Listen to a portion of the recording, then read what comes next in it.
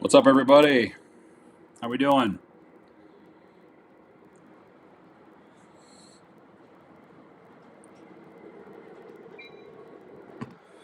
Oh, happy Wednesday. It's been 2 weeks. That big train guy, how are you?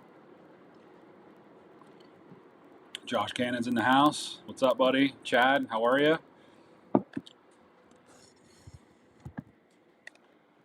Ohio Anglers in here. Good to see you. So you did read correctly. We're having Norm on here tonight. He's going to be on about 8 o'clock from Norm's Trains, which I'm excited for. He's always a good time to have on here.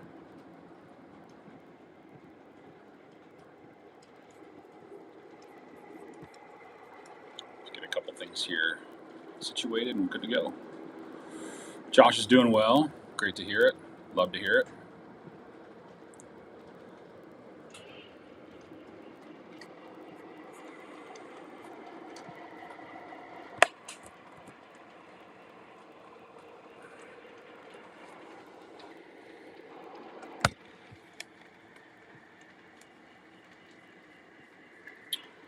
Yeah, we got some cool things we're going to talk about for sure. Norm's always has interesting things to say.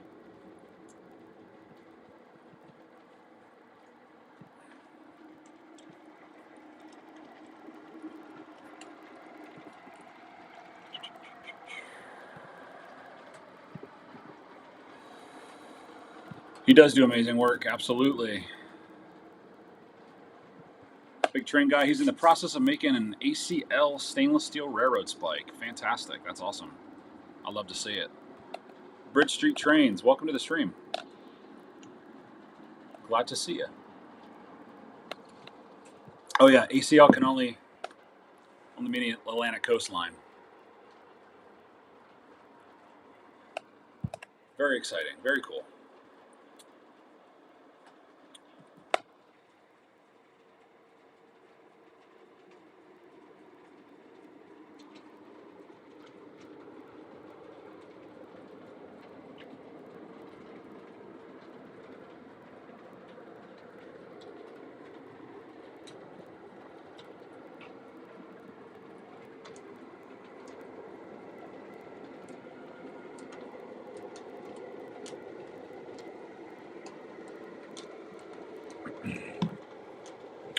James, what's going on?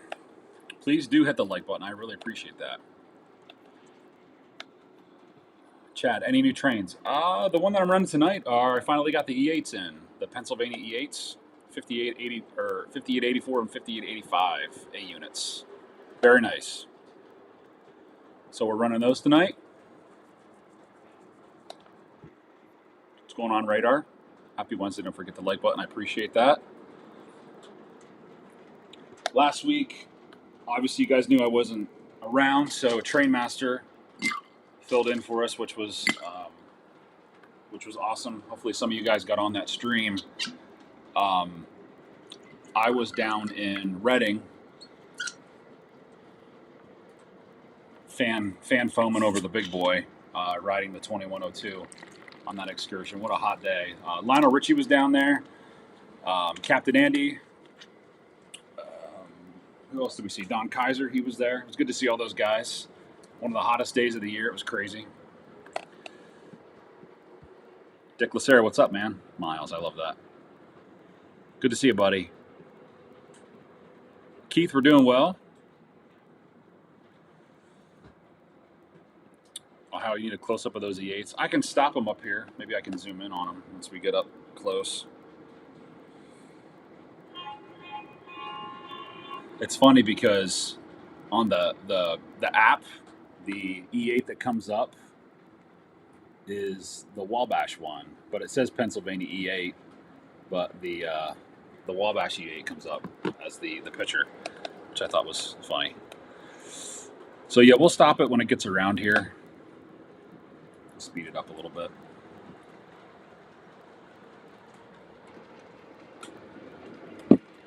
But they're nice units, and I can pull the Broadway Limited set when I get that. I think those will look really nice with that. Chad's wife said no more trains, and you just laughed. We get that a lot. Speaking of Richie, here he is. One of my fellow 105 degree sitting in Pittston, PA bros that got sprayed by a 4014. Newt, what's up, bud? How are you?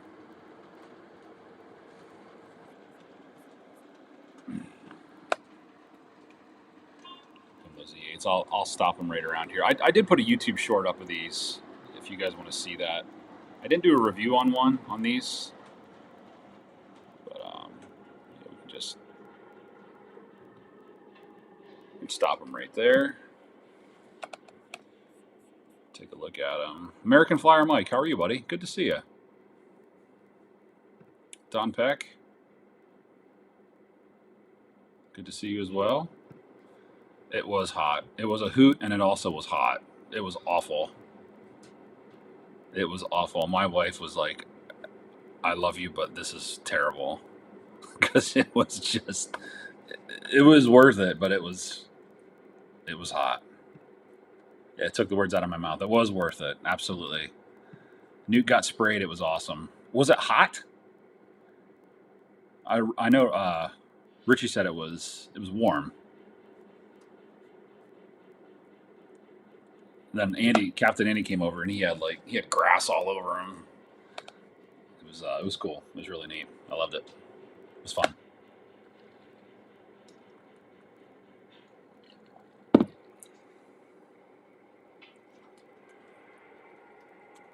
Let's get these guys out of here.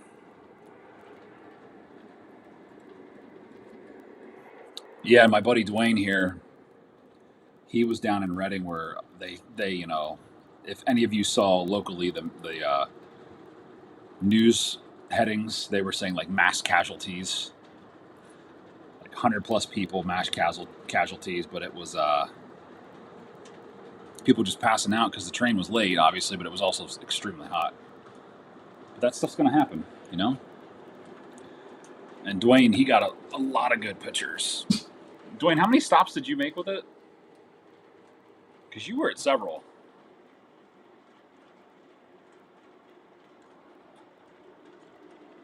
You were just with it today, I think, too. It was getting hot, but it was Friday at 9:20 a.m. Not too bad. No, that's it's hot, but it's not. Yeah, 1 o'clock in the afternoon hot. Very nice. I love it.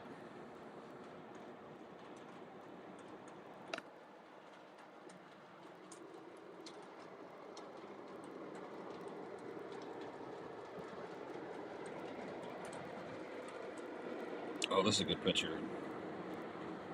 That's a really good picture, Dwayne. Which one my buddy took. That's a good shot.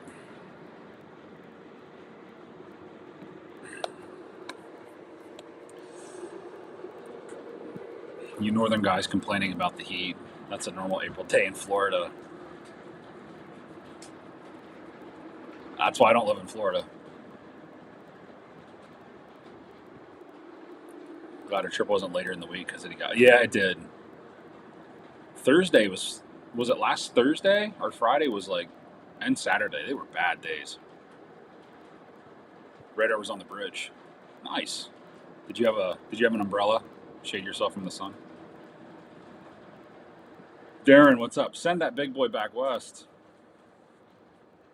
Nah, man, it's been exciting. I love seeing all the people out and all the kids and the families. It's really cool. I'm very surprised how many people have actually come out to see it. That it's such a. Even today, a friend of mine was in East Broadtop through there, and there was just people everywhere on a Wednesday afternoon. It was awesome.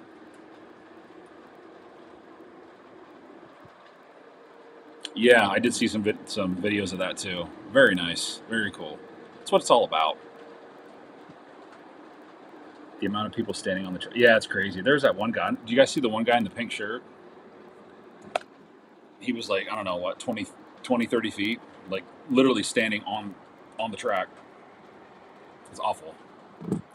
Like he almost got creamed in his salmon shirt. Everybody's got to get that picture perfect photo.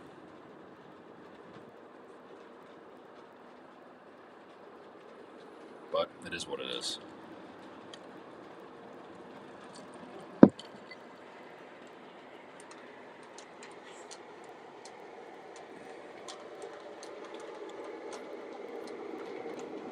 Sly Cat, what's up? Good evening, Tattooed Mike. Good evening to you. Good to see you guys on here. We got 40 people on here already. Very nice. Exciting. Norm will be on shortly. If you guys saw the headline tonight, he'll be on about 8 o'clock. So be on the lookout for that. We're going to have some good conversation. I just got myself invested in a 3D printer, and he's one of the guys that you want to have in your arsenal to be talking about 3D printing and the do's and don'ts. Almost went back out today to see it, leaving Nola in Harrisburg, but needed an actual day off. Yeah, I thought about doing it too, but timing and work just wasn't on my side.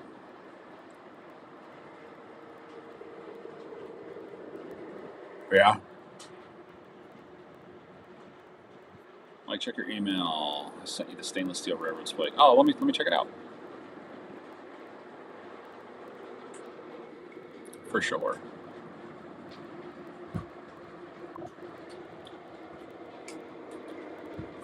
Oh, that's nice, dude. That's gonna look cool. Where'd you get that hunk of steel at?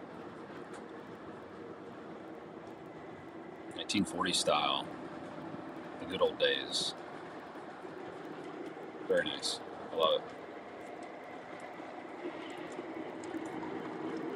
it. I was talking to Will 2926 last night, and he may have convinced me to get the third rail UP passenger cars from the America 250, because I do want to model that, because I am getting the big boy from it, and I want to model it correctly.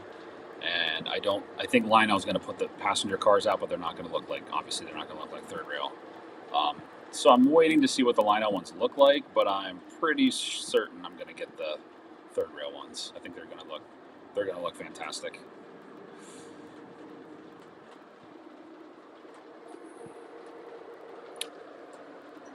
Let's see. We got a video, nice, from Mike. Love this stuff. It's awesome.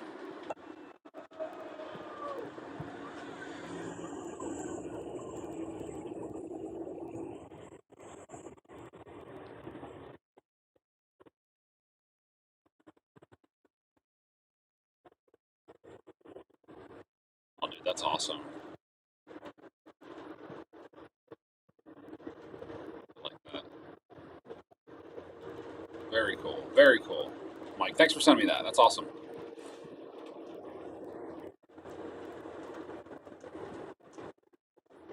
Yeah, Darren, you said it. They're going to be sought after cars, and I feel like that they're going to be something you're going to want in your collection. Just wondering if you had a chance to send that stuff out to me yet. Oh, I got to do that. Please resend me your address. I think it might have got lost in transition here. But yeah, I do need to do that. You're right. I need to make a note of that. Send me an email, and I will give you. I'll get you my number. So if there is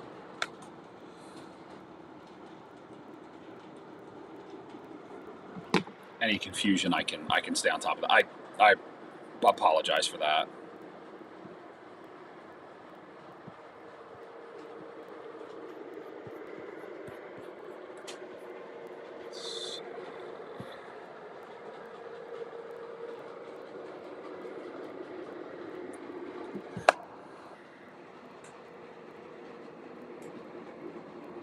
Dwayne, I'm saving your photos.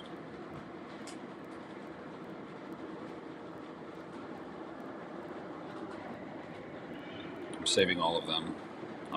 I'm claiming them.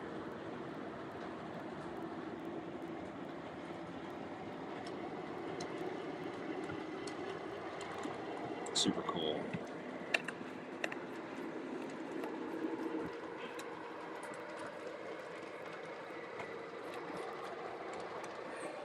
Chop, Mike. Yeah, dude, I know Chop.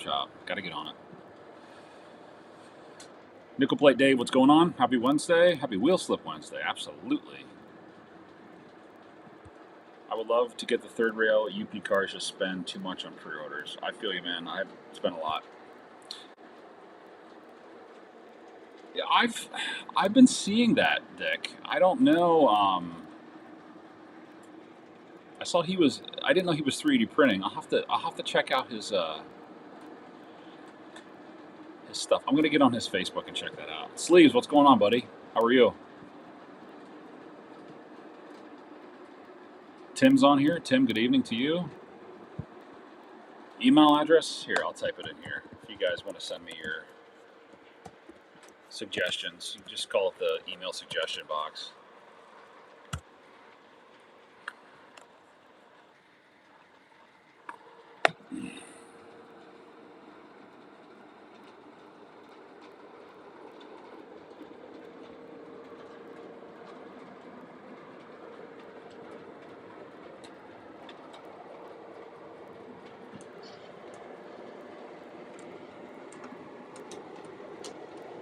Dwayne, you're killing me, dude.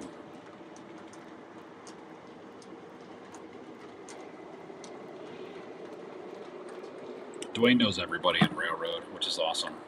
He knows so many people. Mike, ACL did use the 484 nickel plate style northern types that were 4 of them. Yeah, I thought I knew that they used the northerns. I was looking at some Bessemer and Lake Erie's today, actually, some 210-4 Texans. Some of those that they used. I wouldn't mind modeling those. Keith's been working around the clock due to storms. I've been hearing some stuff.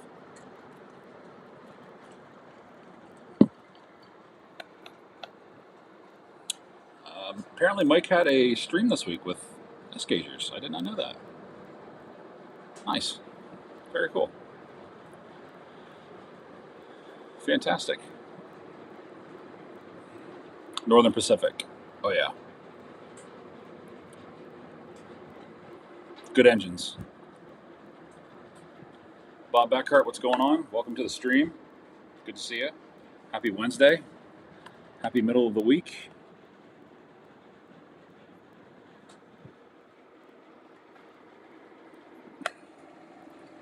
For those of you that are just joining, Norm from Norm's Trains is going to be on right around 8 o'clock. We're running some E8s tonight. Any new updates to the layout, if anybody's interested with that, working on some mount work on the other side.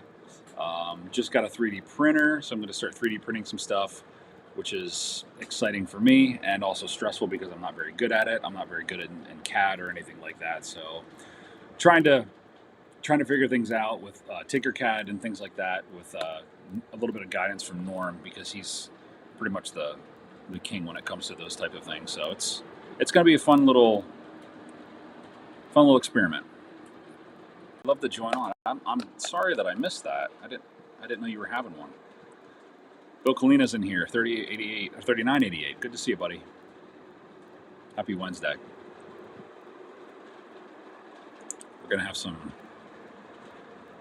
fun tonight. If you guys are new to the channel, please like and subscribe, or like the video, subscribe to the channel. All the subscriptions help. Super chats, all those types of things help grow the channel. So I appreciate all of those, all of you guys that subscribe and come on here and watch the videos. I think it's awesome. It's lots of fun. Many projects. Hey man, I've been checking out your videos that you've been doing. Stuff's really impressive. I love the trussing. It looks great. It looks fantastic. I'd like to get you on the stream at some point, if you would be oh so kind to join.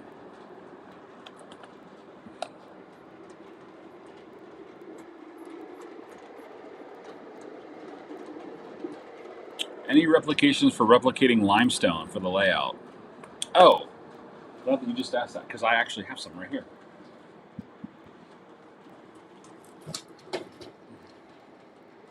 Check out this website. They're called cripplebush.com.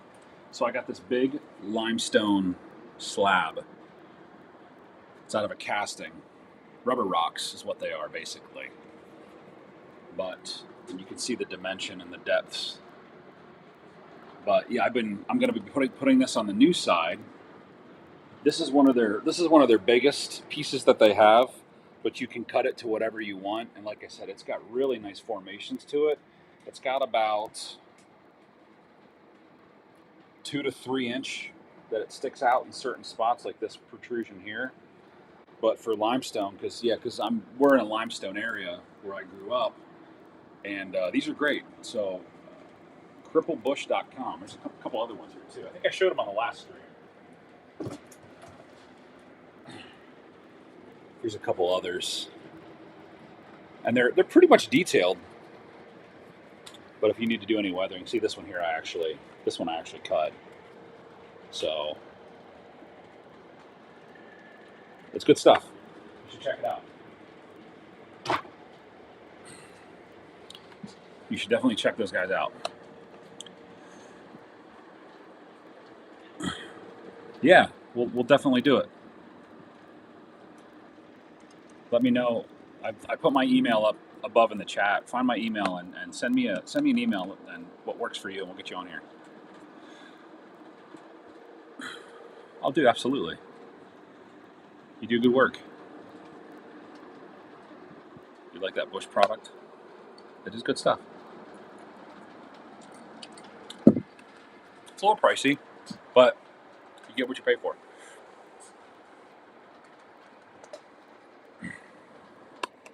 And the cool thing about it is, let me get it again,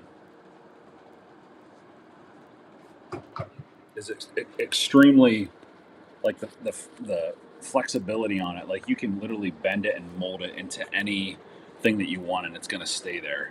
It's not like a flat surface where you can only have one dimension and you're done. Like you can, because this one here on the other side that I have, it's going to kind of sit in and kind of do this like weird bend on the side, but it'll stay to that formation however you adhere it down. It's really cool stuff.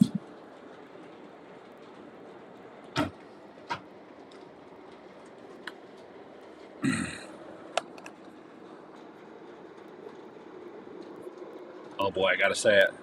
Like Muffin. Massimo! The Muffin Man. What's going on, buddy? How are you? Sam Gable, good to see you. Yeah, happy belated 4th of July, everybody. Haven't been on here since, so happy belated.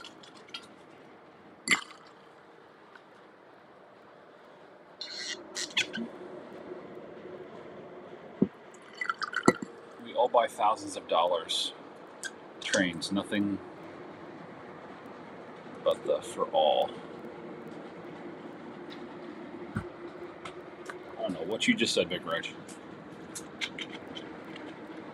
Don't say thousands of dollars. It just makes me cringe, even though I know it's true. What? You just won a 210-2 third rail? How did you win that?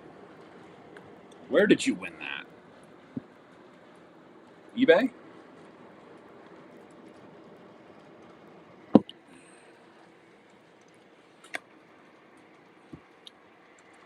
Should tell Mr. Muffin to come on.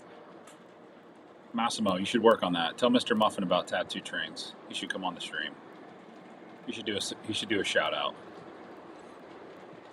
on his what was it, chat with the Muffins.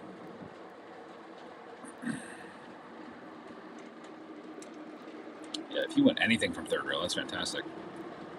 Cabin Fever auctions. I've never used them. Hopefully you got it for a good price. Lucky Bill, for sure.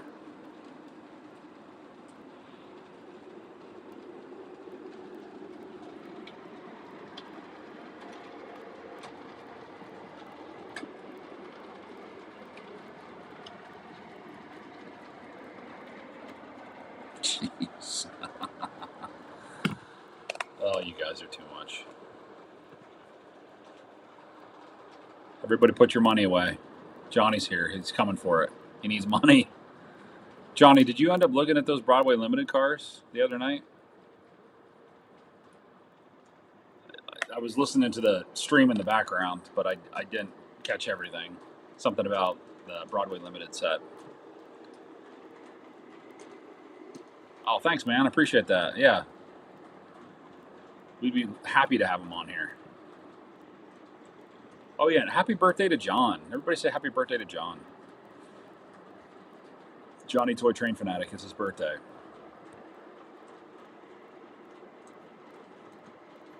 That's a good price. $280? $280 in third rail. You don't say that in the same sentence. Sam won a really nice Atlas tank car. Very nice of us. Thanks, John. I appreciate that. 34 of us in here. 16. Let's do better. 37 now.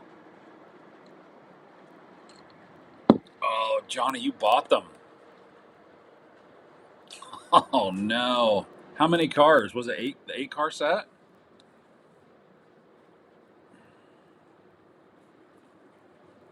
I got suckered. Well, I didn't get suckered in. I bought the Powhatan-Aero. The Powhatan-Aero set from Third Rail. I pre-ordered those. 7 of them, I believe.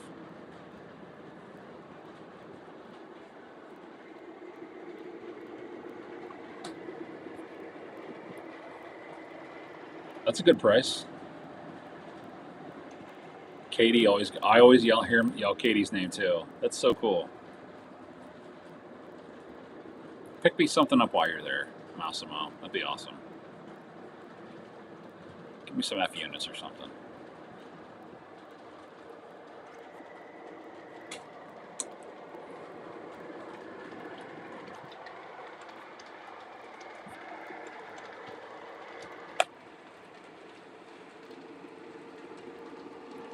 John, I'm sending you a text right now.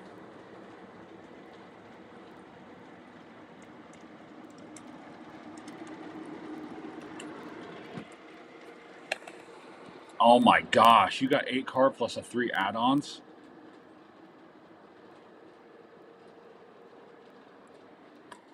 Oh my gosh, dude. Do I want to look at that? Third and Townsend models.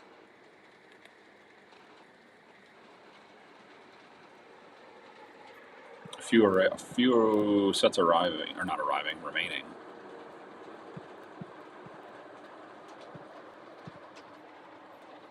Let's see, Golden Gate Depot, Freedom Train, full Southern Dome. There they are. No, that's Powhatan-Aero. That's not what we want. Pocahontas.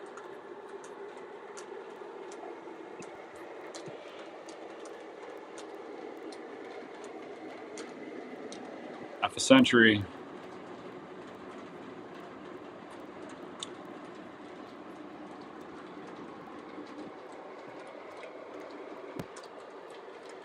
Do you watch the Saturday show at 2 p.m.? I don't typically because I'm doing stuff, but I might occasionally rerun it. I did hear he's doing repairs. Anybody order MTH Woodside reefers from Danish Bay? I did not. If anybody in here did, please drop it in the comments.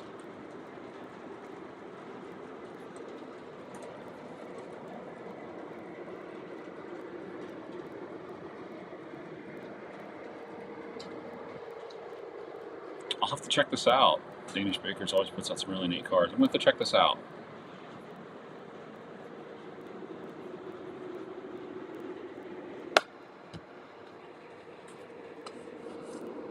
John, check your phone.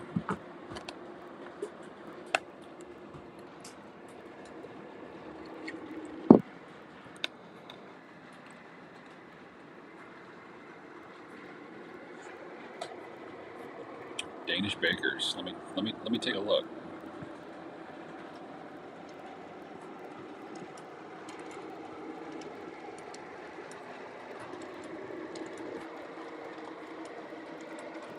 I can't believe you bought those cars, John. Jeez, I can't believe it. Actually, I can't believe it.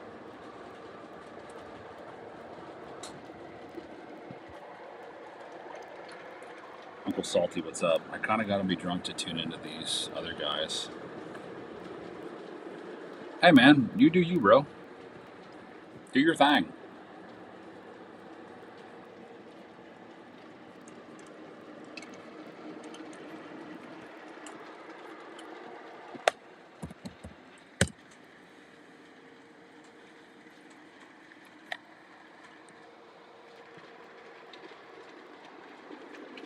$923 subscribers. How are we on the likes on the video? 20 likes. Let's get those likes up.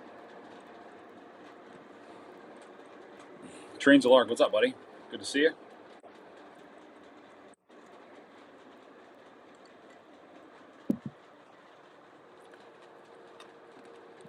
ELW Trains, how's it going? Out there. Welcome to the stream. If you're new to the channel, please subscribe, hit the like button.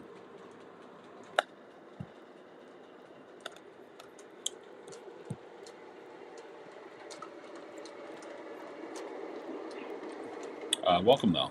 Good to see you.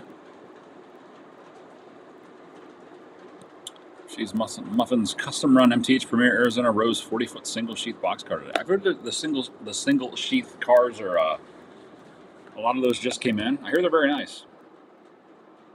I think I have a couple of them. I don't have very many though. I think I have a Cumberland Valley and maybe another one. That's awesome though. The only thing I can't get behind with that stuff is the Monon and the Sioux. Too much Sioux line and Monon and L&N. But I get it. That's his area.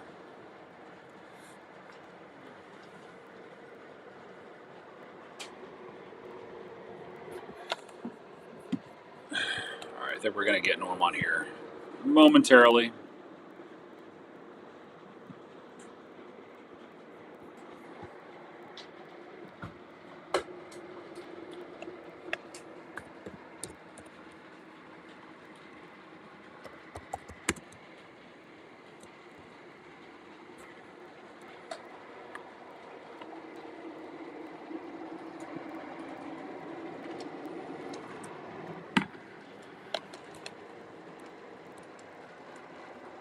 I need to order the Muffins BS box car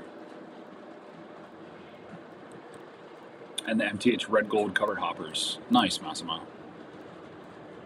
That's it, Massimo. One of those Rose car said I stopped because I just paid for that new AC. Oh, are the AC9s delivered now? I've seen a couple people have them, but are they pretty much all the retailers have them out now? He gets me with a lot of Sioux line. Are you a Sioux line guy, Richie? I didn't know that. You liked it since you were a kid. Oh, nothing wrong with that, dude. You do you, just not for me.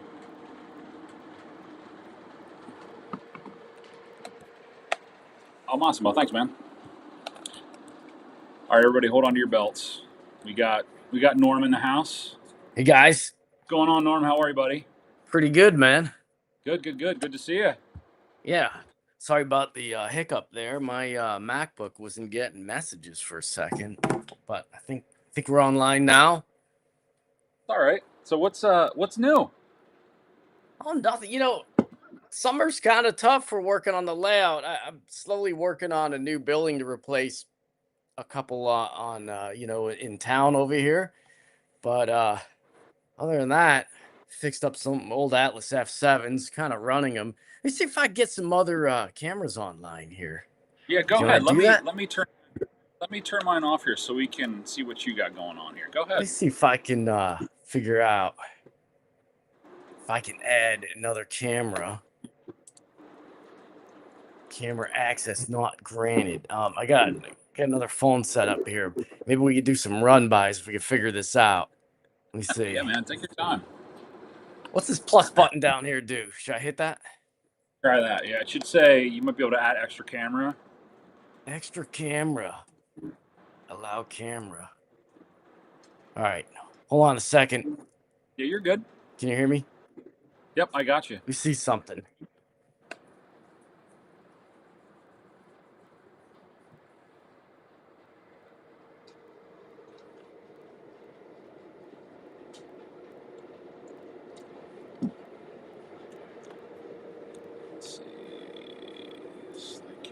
It's asking me to hook up a camera that's like that I was hoping to use for something else. Hold on a second. You're good, man. Take your time. Take your time. Let me see. Oh yeah.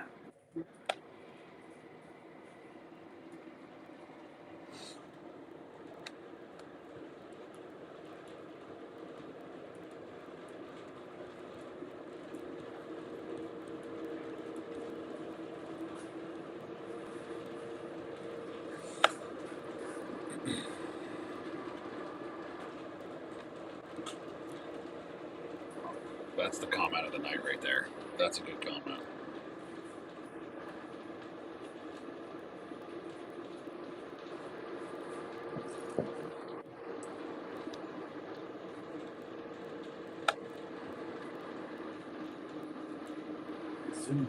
I'm rocking home.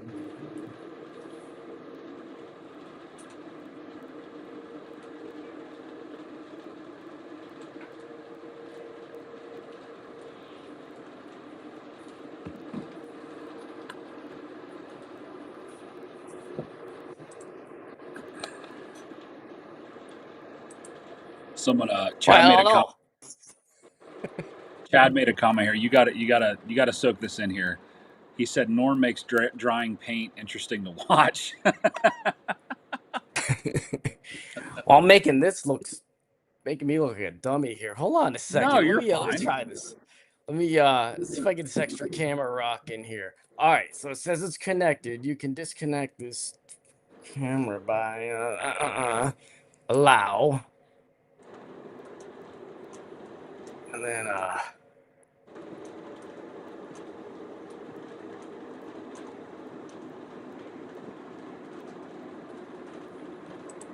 Video.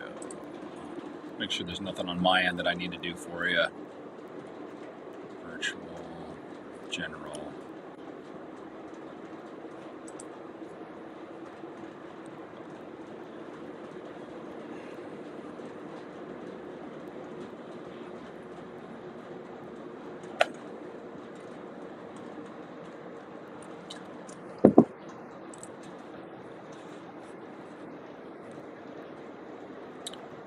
Do you have an option to go into like the settings?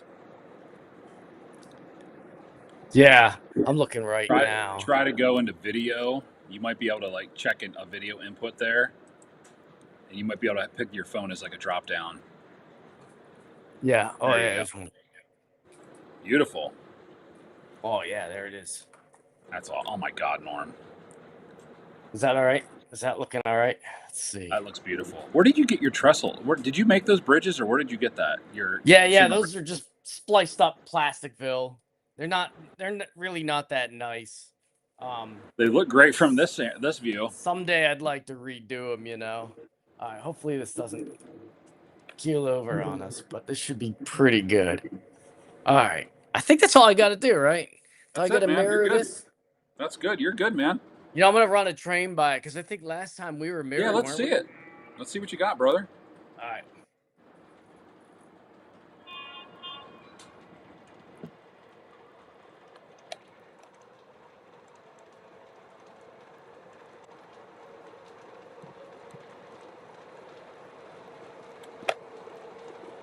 Oh, those are awesome. ABBAs, nice. There you go. Hey, there we go. Beautiful. All right. Are those F3s or 7s? Those are old Atlas F7s. Nice. TMCC? I posted those on Joker's thing, Discord the other day. Okay, nice. I cleaned them up. The lead A unit. The last time I ran it a couple summers ago, crapped out on me. Turned out that the antenna fell down and a couple loose rollers, so we got it fixed up. And I got those from Mercer Junction. Really? Yeah. Back in like 2015. What do you notice like a lot with TMCC that needs to be repaired after time goes by? What do they usually take a dump on? Like what usually goes wrong? It's usually stupid stuff like that. Antennas, that like like it was hot glued to the inside of the roof, Oh and my it just all god. dried out. And that was it. It just fell down. Didn't kill anything. Those electronics are really robust. They Yeah. really are. I got a lot of these engines that are more than 20 years old. Not Yeah, because bragging. It's just you don't typically buy a lot of new stuff, do you, Norm? Like you're you pretty know, cautious when it comes to that. yeah, mostly because I'm so picky now. I have so much stuff. Yeah. I don't really care. I got a couple legacy decapods on here. I haven't ordered anything this year. I was gonna get a Reading T1, one of the Oh, nice. Get yeah, one of the in service ones. one of the ones, one of the they did one number that Penzi actually rented, so I might end up getting 2114. that. Um, I think they did was it like they that what one? they leased what 4 or 5 from the Pennsylvania Railroad I think or they from leased like Reading. 9 of them. They Was it leased like really? 9 of them. Yeah, and a lot of them ended up around Sunbury, I guess, but a few Yes. ventured out. There's pictures of them around like Rockville Bridge on the Enola side, so Near um Harrisburg. Yeah. yeah, yeah. So yeah, you could justify having those. I'm also running here, you'll see in a minute. Another blast from the past. One of my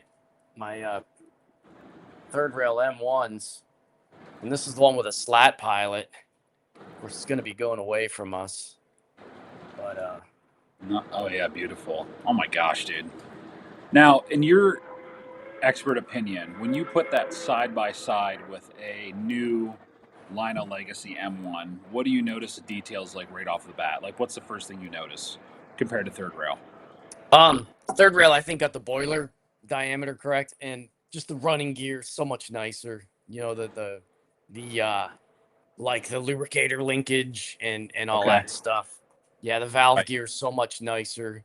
You know, I really love the way Legacy stuff runs. It does Just run good. It really Yeah, I'm does. just not that stoked on their sounds anymore. I wish they would. Really? The thing Yeah, I will say this. I think you actually said this, Norm, before. Is like some of the sounds when the locomotive's in motion, steam locomotives, doesn't make any sense to me. yeah. Like it's like I why are there like those squeaky noises? I wish that's all I want to do is just shut those off. Yeah. Yeah, I would love to be able to shut those off or turn the volume down to zero, basically. That's my only gripe. Actually, um, when I got those like L1s and these decapods here, um, I think they upgraded the amp in those things, and they actually sound pretty good. It's just I don't know. I think they use the same chuff sounds for everything, although they're pretty nice. And like I Right. said, that rail grinding, squeaking sound Yeah, I don't that's understand gotten that. pretty old. Yeah, Yeah, I don't understand that because it's in pretty much every model, from my understanding. yeah, yeah, yeah. Nice I'll just Jeeps. move Are it those some this way. decapods back there, double heading. Yeah, those are some legacy ones, and these Are those from Jeeps. the 2023 run, the newest run? I think so. Yeah, yeah. That Good. Are was they good that. runners? Those are really good runners. I had to fix the tenders though. Like the connection on them was real bad. There was a bad ground connection on the trucks for some odd reason. Really? And yeah, they were sparking through the actually he was trying to pick up power through the link, like the tether. Yes. And Right. that was kind of the telltale that it was struggling to pick up power. So I took out there's little like ground lugs. I just took them out and ran the screw in and out of them a few times. And I think I even grinded like I just dremeled where the screw made contact so that lug wasn't on paint, basically. And yeah, they're pretty good runners. Not like the L ones. I got the L1s to run good. These very similar drivetrain. That's one thing I was disappointed with these decapods that they use the small motor, but they've been fine. I run them double headed all the time. I did get the L1s to run really good after I figured out that the motor needed to be shimmed. Okay.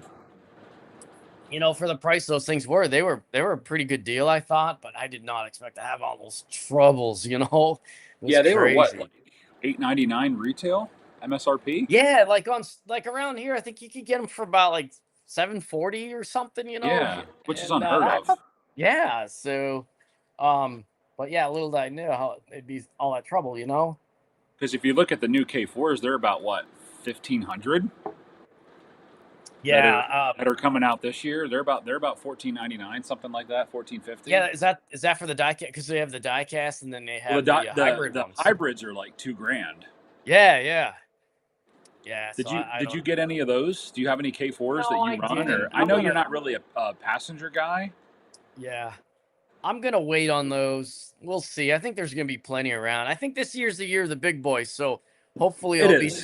there'll be some surplus Penzi and Redding when it comes time. I didn't pre-order any of that stuff, so I think the Redding stuff will do well once it comes out. Once yeah. people see it, I think it's Well, going to do it did a duet there with the big boys, so it's in the public eye. well. But yeah, Yeah, those exactly. I've been wanting a legacy Reading T1 for quite a while, and so I'm looking forward to the opportunity to get one. I think I've seen videos or pictures of, it might have been a Decapod, but it was a Pensi and a T1 lashed up. Do you know what they were running at that time? Because I know that when they were leasing them, did they lash them up with like I1s or I M1s? I saw one with an M1. Yeah, there's some that Penn Valley Pictures, I think. Yes, There, that's I think is where I saw it. yeah, yeah. That guy's YouTube channel had a bunch of those Penn Valley Pictures videos, Yeah. and yeah, those were pretty good. Yeah, they showed a bunch of crazy stuff on there, you know. So are you looking like when you come to like the Reading stuff? Are you looking at just getting like maybe like just one of them? Because I Yeah, think just one, just like to be, 2114 and 2120, I believe, are the ones that weren't like the I rambles. Yeah, yeah, yeah. I got to get one of the ones that the Penzi rented. There, if you look him up, I don't know if it's Rob's Penzi pages, but he has a whole thing on how many. I think they leased about 9 of them at various times. So he Do you had know all what? the info there. Do you know what years they leased those and why they did? And what did they That would have just not been that would have been real late, right? That would have been. 50s? Although they did rent Steam, like they even rented like Bessemer, like the 643, the Right. what is that, like the The H8 they 210 Ford call it. Texan. Yeah. Yeah, yeah, they rented one of those numbers for dragging out of Conway to Shire Oaks or something, but yeah, they always did that, but toward the end it was because they had so much steam laid up, in 55 and 56, that it was more economical to rent somebody else's engine and beat the crap out of it. They were Right. waiting on Exactly. Yeah, Exactly. they were waiting on diesel orders and stuff or whatever. But What was the? I so mean, I know that you're more into the history and stuff and things like that. But when the transition era happened, what was like the diesel that like a lot of the railroads were sought after to get? Like, what was this? What were they looking at? Was it F units? yeah, well, I mean, Penzi was kind of crazy. They bought something from everybody, but I think what won out is like Jeeps and F7s and F3s, Jeeps. Yeah. Yeah. Jeep sevens, Jeep nines. Yeah. Yep. So Interesting. but they I had no bought, idea. of course they had Baldwins and stuff. Right. I have those big Baldwin Sharks I got to work on someday. They had Baldwin Sharks. They had the What Erie about this? belts. What about the Centipede? How do you feel about the I got Centipede? I have an old MTH Proto 1 that I upgraded years ago that used to be EOB, then I put Electric Railroad in it, Okay. and I'm really thinking about pulling those down and doing Blue Nami in them, but I don't quite know if Blue Nami's got the proper Do they dual have the prime sound set? mover sounds for those, Right. Yeah. Yeah. Do you feel with Blue Nami? Because I don't know really much about it. Do you feel it? Are there limitations with sound set wise when it comes to Blue Nami? Well, um, I mean, I think they cover just about everything. There's just certain variations. Like right now, I was thinking about doing Blue Nami for those BP20 Sharks, Yes. and they don't quite have the right Baldwin dual prime mover, but they got some dual prime movers going to be like close enough. And Right. they had, I think those had 2 big 6 cylinders in there, like big 6 cylinders. So I don't know. I'll wait. I'm kind of hoping there's like a new version coming out. I have about 5 Blue Nami engines, and I got a bunch I wouldn't mind changing over, but I'm gonna wait to see what they come up with next. I would like some like fresh sounds, from Penzi Steam or whatever. Right. And What engines do you have Blue Nami currently installed in? I got a third rail M1B, MTH H10, third rail Q4B. I got these Atlas Jeeps over here. Yep. And I got a little Weaver A5. This little guy right here. That's awesome. Yeah, so those are Blue Nami. Those are old Atlas GP7s from 2003 or whatever. Yeah, I have some Western Maryland ones. I think they were from 2005, I want to say. And I mean, they're some of the best pullers, and they have really good sounds for being from that era, I mean, what, about 21 years ago. They were really nice for their time, Right. Probably the way they were built, though, that had to have been expensive to make because the trucks are like 50 piece, like at least each truck assembly is like 50 different pieces, and I got real intimate with those because every time I got an old Atlas engine from that era, you'd have to go grind all that old grease out and turn into wax, Really? Yeah. I don't know what they were using, but it's terrible. Now, you said these F units coming at us right now, these are Atlas? Those are Atlas from 2015. It's got to be some of the last TMCC. Those are right. Yeah, those are electric railroad, full electric railroad sound. So it's like rail sounds light, but it's got the full 8 rev levels, and but that was probably the last set of Atlas. Those are like the P&D shell Atlas F7s. Yeah, right. So right. I remember I had the old New York Central F2s that they first came out with, and back in 2005 or something. And one thing you might not know about the Atlas, those are like 1/4-inch thick die-cast frames on them. They're really built very stout. I've heard they're very masculine for sure. Yeah, the GP7s are like that too. Those are a full-on die-cast frame in there, and I think that's kind of why that stuff all went away. And I guess they're just doing like MTH stuff now, which whatever, it's cool. But I do like a lot of that old Masterline stuff. Now, do you like when it comes to more stuff that's coming out now? Are you set on like brass? Do you mind hybrid? Do you mind die-cast? I mean, like what do you? I got just about anything really. Yeah. I just took to brass years ago because I could start getting some of the Penzi specific models I wanted. Yeah. And what were those models? Which ones were? I think the first brass engine I got here. I'll move the camera again. This guy right here. This was was Decapod. Yeah. And this thing, see if I can run it. This thing runs so slow. It's got a 32-to-1 gear ratio. It's nuts. Oh my God. This has electric railroad in it. I first put like a saw board in it 100 years ago. Like I think I got it in 2007. And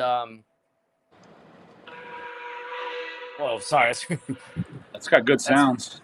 It's got a Fat Boy. I got a Fat Boy in there, and that's the Lionel 1111 sounds from one of their little 280s, I think, way back. Oh, okay.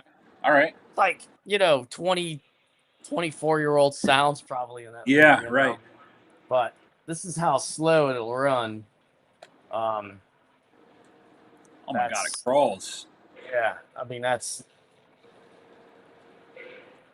Usually when you're running that slow, you get some sort of a hiccup or a stutter. Yeah. The electric railroad stuff just loves the big Pitmans, and these really big gear ratios. But yeah, this is one of the first engines I got. That was third rail. It started my little love affair with brass, Yeah. What being like where you live and things like that, because I know some people might have this question, but what got you into the Pennsylvania Railroad? What was it? I lived in I lived in Pittsburgh for like most of the '90s. You know, Okay. so I lived in this like I lived right in Pittsburgh, like in Shady We have a, Side, you Friendship had like an area. apartment, right? Were you at an apartment? I was in an apartment, but for a while I lived in this like Fight Club house. You ever see a Are movie you Fight Club? serious? Yeah, we lived in this crazy ass house, and it was right on the Pennsy tracks. And it's like that's when I first built like my first like modern no gauge layout was in the attic of that place. Yeah. And yeah, I had some crazy roommates, and yeah, so that's where I met my wife. I spent most of the '90s in Pittsburgh. I lived up in Erie too, on like for a few years before moving to Detroit. Um, but yeah, that's kind of where I got into Pennsy. Moving to Pittsburgh in my 20s, and then I was like, man, this place looks like a guy's model railroad. Yeah. From all the model railroaders I had been watching, reading as a kid. You know, Now, a um, lot of like, I know some people like questions about, like your history with third rail trains and O scale. What was it about O scale trains that you were like, I'm doing this scale, not HO, not O, or N or Z or whatever. What was it about when O scale that you're like, I'm doing this scale?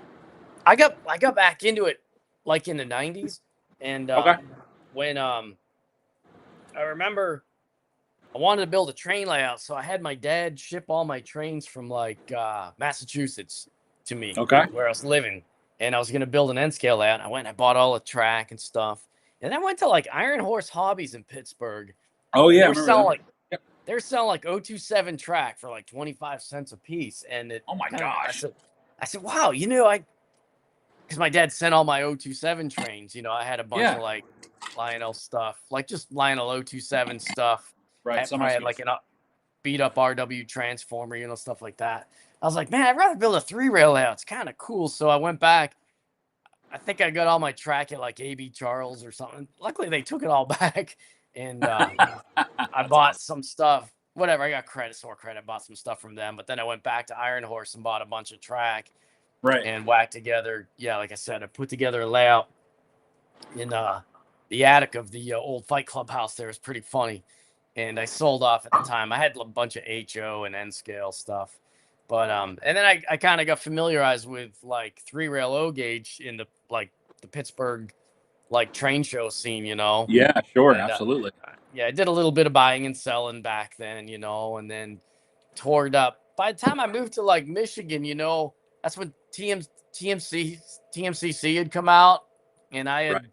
I had actually seen it. And there's a guy up in Tarentum, Jim's Trains, Jim Cortez, not Jim's from Homer City, but Jim's in Tarentum. Guy Okay. ran it out of his basement, and I used to go up there to buy stuff from him all the time.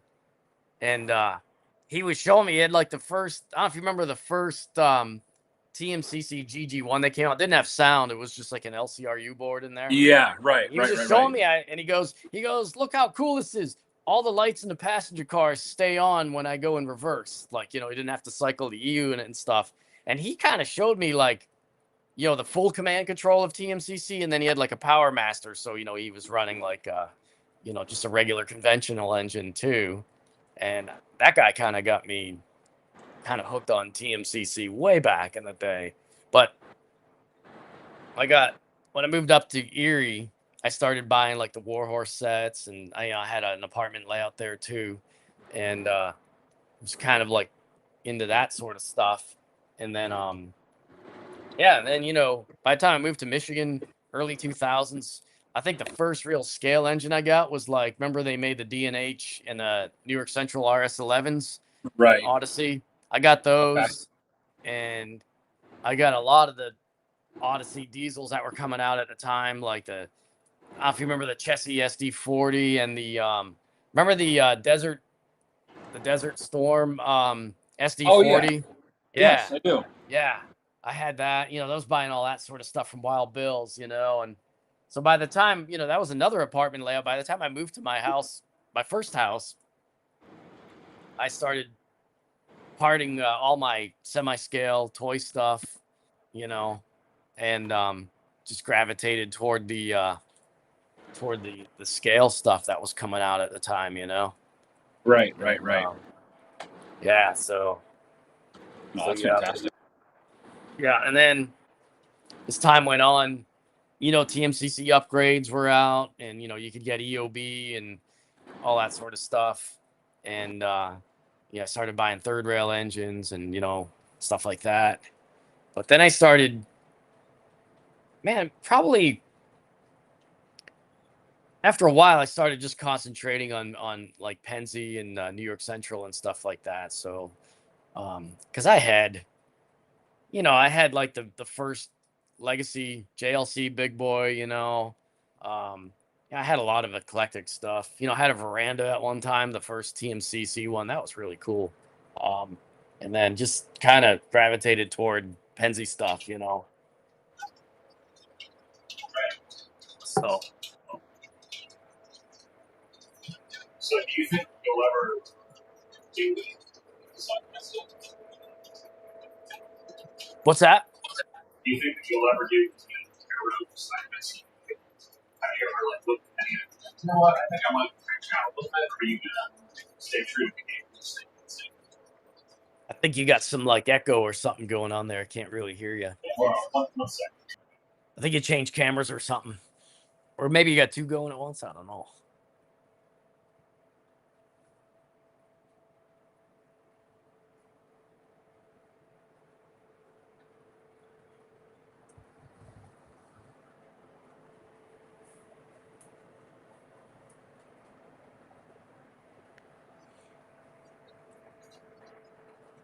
Let's see. Can you hear me? Yeah, it's a little better. A little better? All right. Yeah, now I can hear me. Yeah, I got you. I got you. So, yeah, my question was, do you think that you'll ever branch off and do stuff other than Pensy, or do you think you're pretty much where you're at? Well, I What? got like a, I got like I got a bunch of like B&O and C&O and stuff. There's couple couple B&O engines I'm still looking for, and I want a C&O T1. I wouldn't mind a C&O T1. I think that would look pretty cool running around that third rail one. Sure, sure. But trying to think, there's one more B&O engine I want. I want that T3. That is pretty hard to find. The T3, yeah. Yeah. It's weird that I found the T4 on a fluke. But yeah, I want the T3 real bad. I don't know if they'll ever redo it.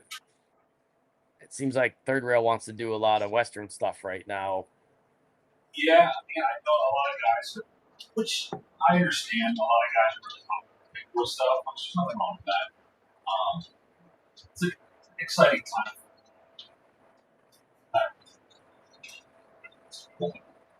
What are your thoughts on that?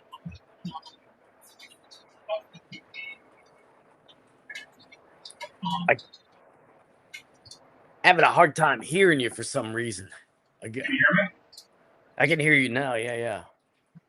What are your thoughts?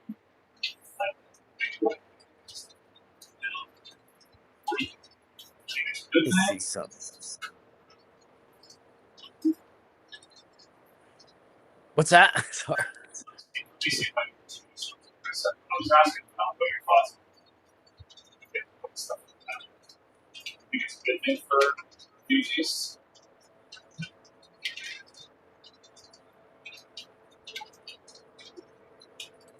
I don't know. Let me figure something out. Yeah, it's a bunch of audio noise on your end. I don't know if it's echo or what. Hopefully, I sound all right. Can you hear me all right? Yeah, there's just a bunch of I don't know if it's my audio coming back through or what. You sound good on my end. What's that? You sound good on my end. Okay. So what are your thoughts on the Big Boy Tour? The Big Boy Tour. I'm missing it this year. I was almost gonna catch it down in Fostoria on its way back. I'm actually going down. I'll be in the area. I don't know, man. I was looking forward to watching all the YouTubes. That fan railer guy does a lot of good video on it. I was enjoying the YouTubes, that's for sure. I just didn't want to get mixed up in that crowd too much. These guys are nuts. I saw the people chasing the T1. Those guys are like Oh the yeah, nuttiest, absolutely. nuttiest chasers I've ever seen. But yeah, I couldn't imagine. It's probably pandemonium out there. And I guess it's coming back through. I might miss it though. I'll be down in Cincinnati this weekend. I think it's coming through Fostoria again. I don't know if it's Saturday or what. Was it like? I don't know. I think I'm gonna miss it though. I'll just watch the rail cams or whatever. Maybe, I don't know. I'm having a little big boy fatigue though, I gotta admit.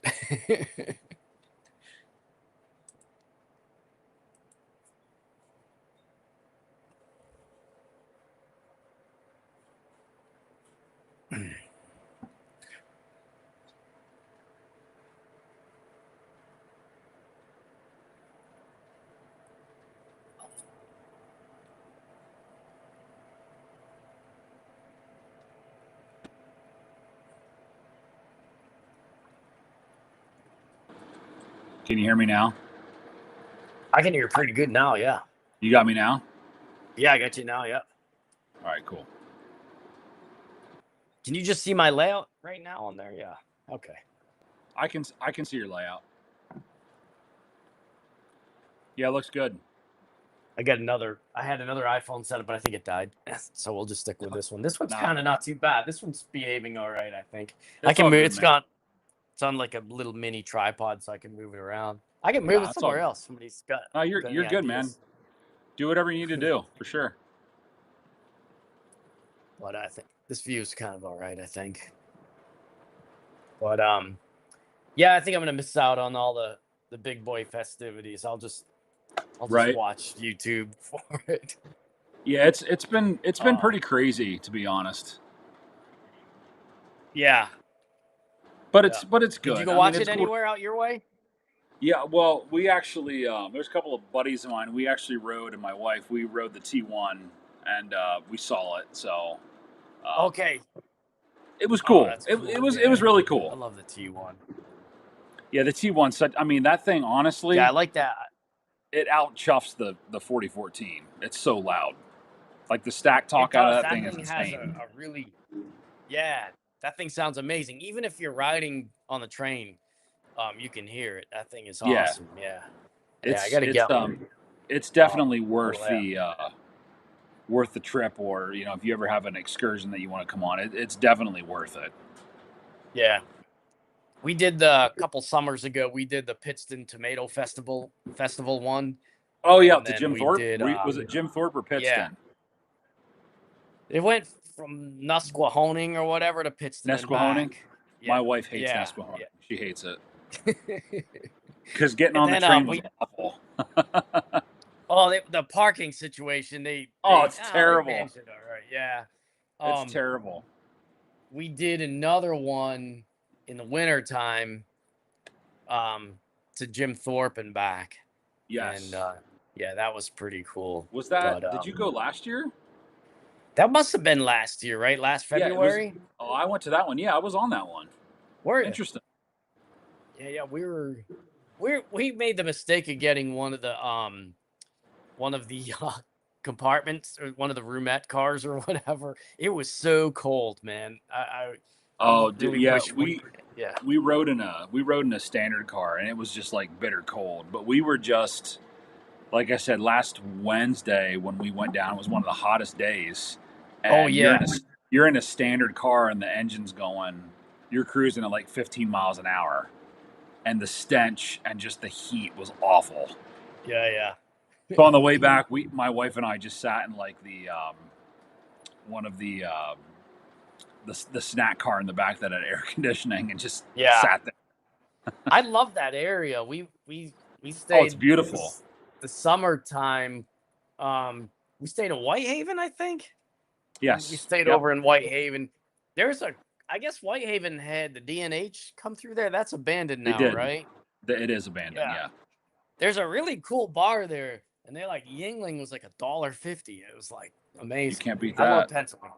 You can't beat that. And like Can't good beat that at good all. bar food, yeah. I Right. think on that trip we did the Yingling tour too. I just love that area. So we did Right. a bunch of research on that whole area. It's really neat.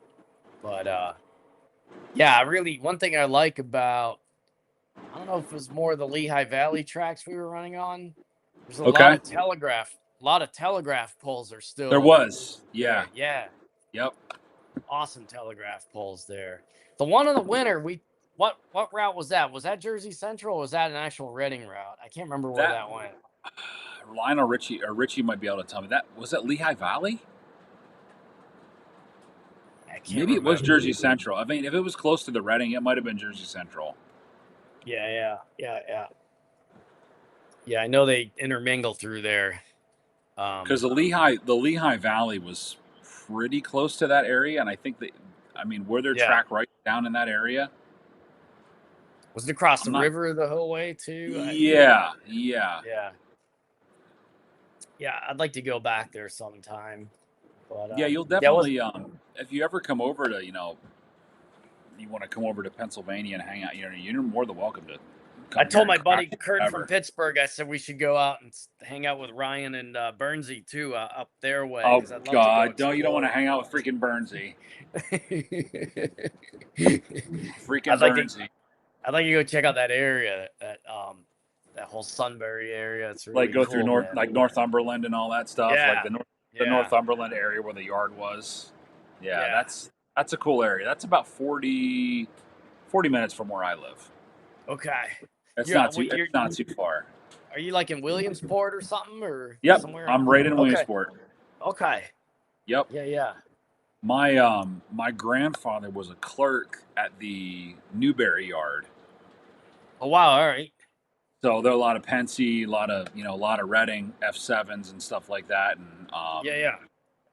they came through that area. But I have, pictures upon pictures upon pictures, and you'll have to come over here sometime, or if you're up in Pennsylvania, I'll have to have you over here because there's so many pictures that he has of. I have Yeah. train orders, like stacks of train orders that he had. I mean, I have unused um, train orders from New York Central and the Oh wow. Pennsylvania Railroad from like the 1930s and 40s. I love that Elmira branch too. I got that book. Yes. Yes. Yeah, that whole area is pretty interesting. I was just like It looking for is. some new. It All really, really is. I mean, Yeah. it's there was a lot of like and here in Newberry there was a roundhouse here, and then up the road in a little town called Jersey Shore there was a roundhouse and Yeah. another roundhouse. Yeah, there was a couple roundhouses up through there. So there's a lot of Pennsy history right here, like 5 minutes from my house. Yeah.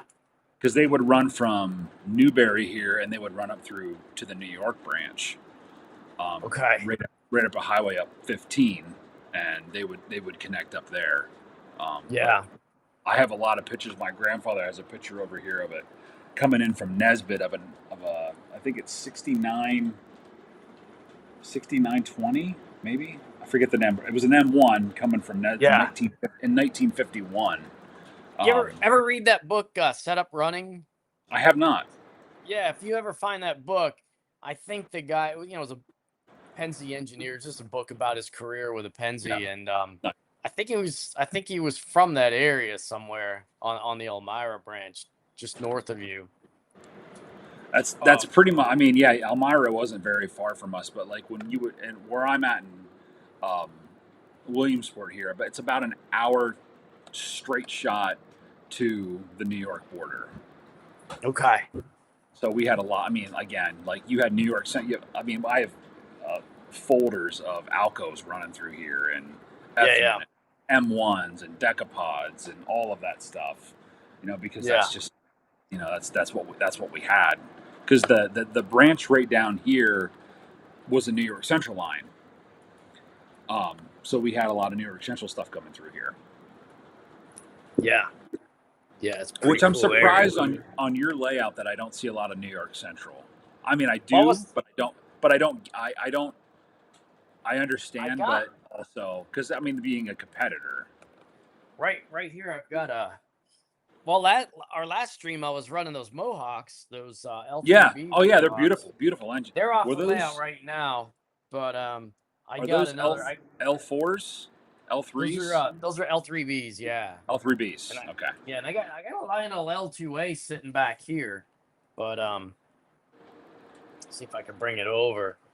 I got this from Trains for like $500 or $600. I thought it was a pretty good deal. Yeah, I got some New York Central on. In fact, I just bought it. I bought New York Central stuff back, just like this year. So I got. Oh yeah, those are nice. What is that there?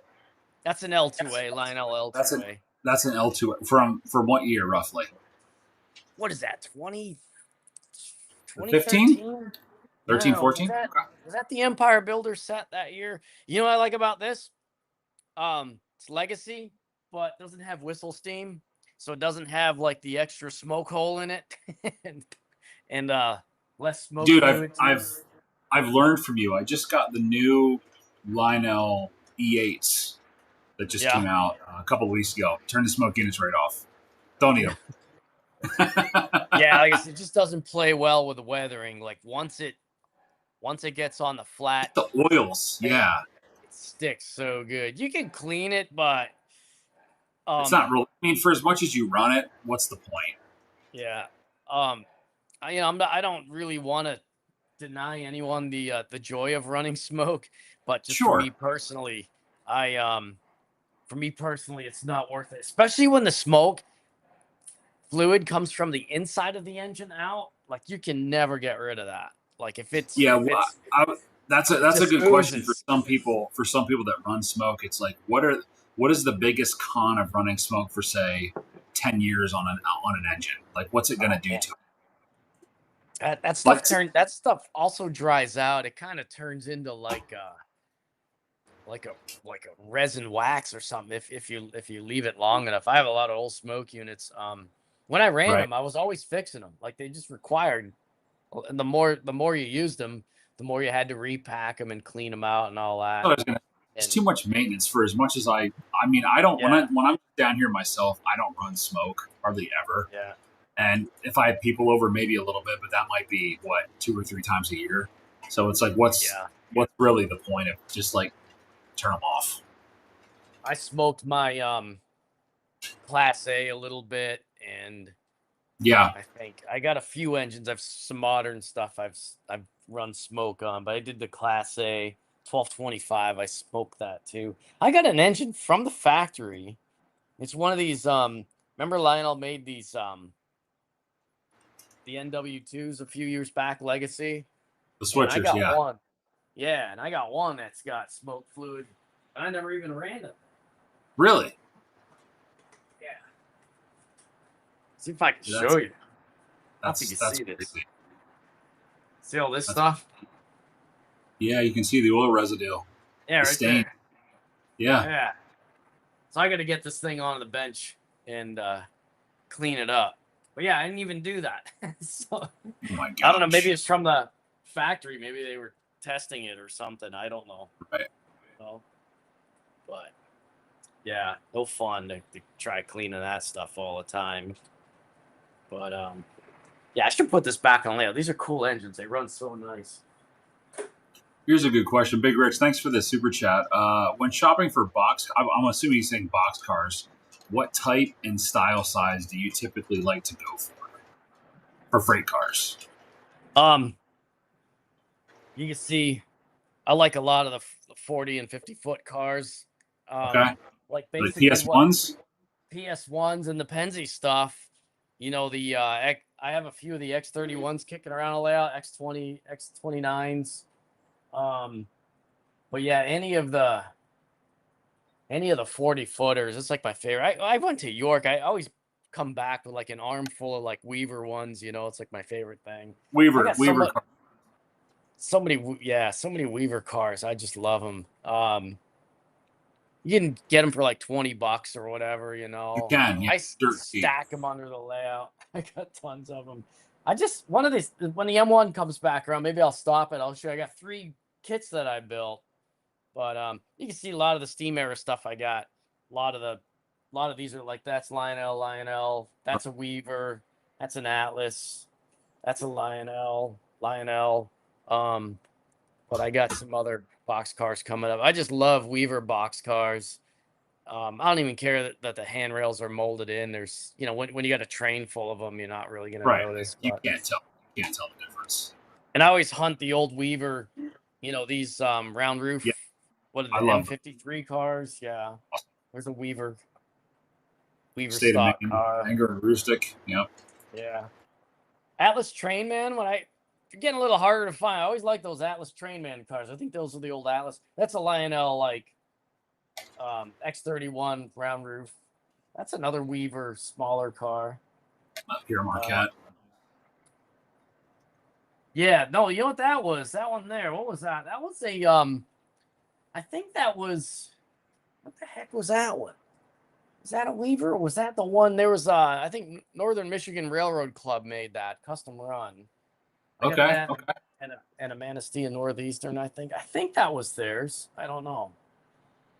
But Well, I'm gonna go relieve myself real quick here. So yeah. it'll be like 2 minutes. So just All right. entertain the guests. You know what to do. Yeah. Hey, let me see if I can stop this train. I'll show you some box cars, Big Rich.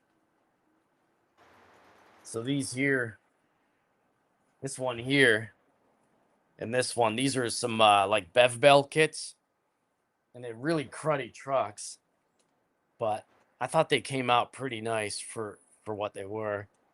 I just found them under my layout, and I've been trying to do like the chalk stenciling. I'm not that great at it though, but these are these kits here.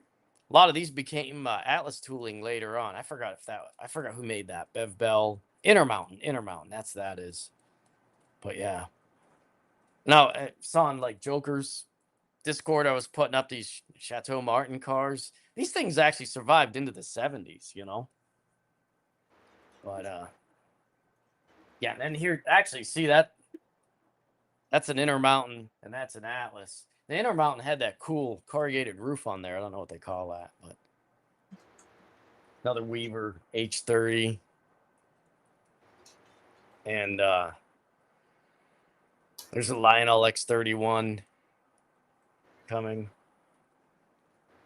That, I think, that Detroit Toledo Shoreline, I think was what's that? I forgot who made that. But anyway.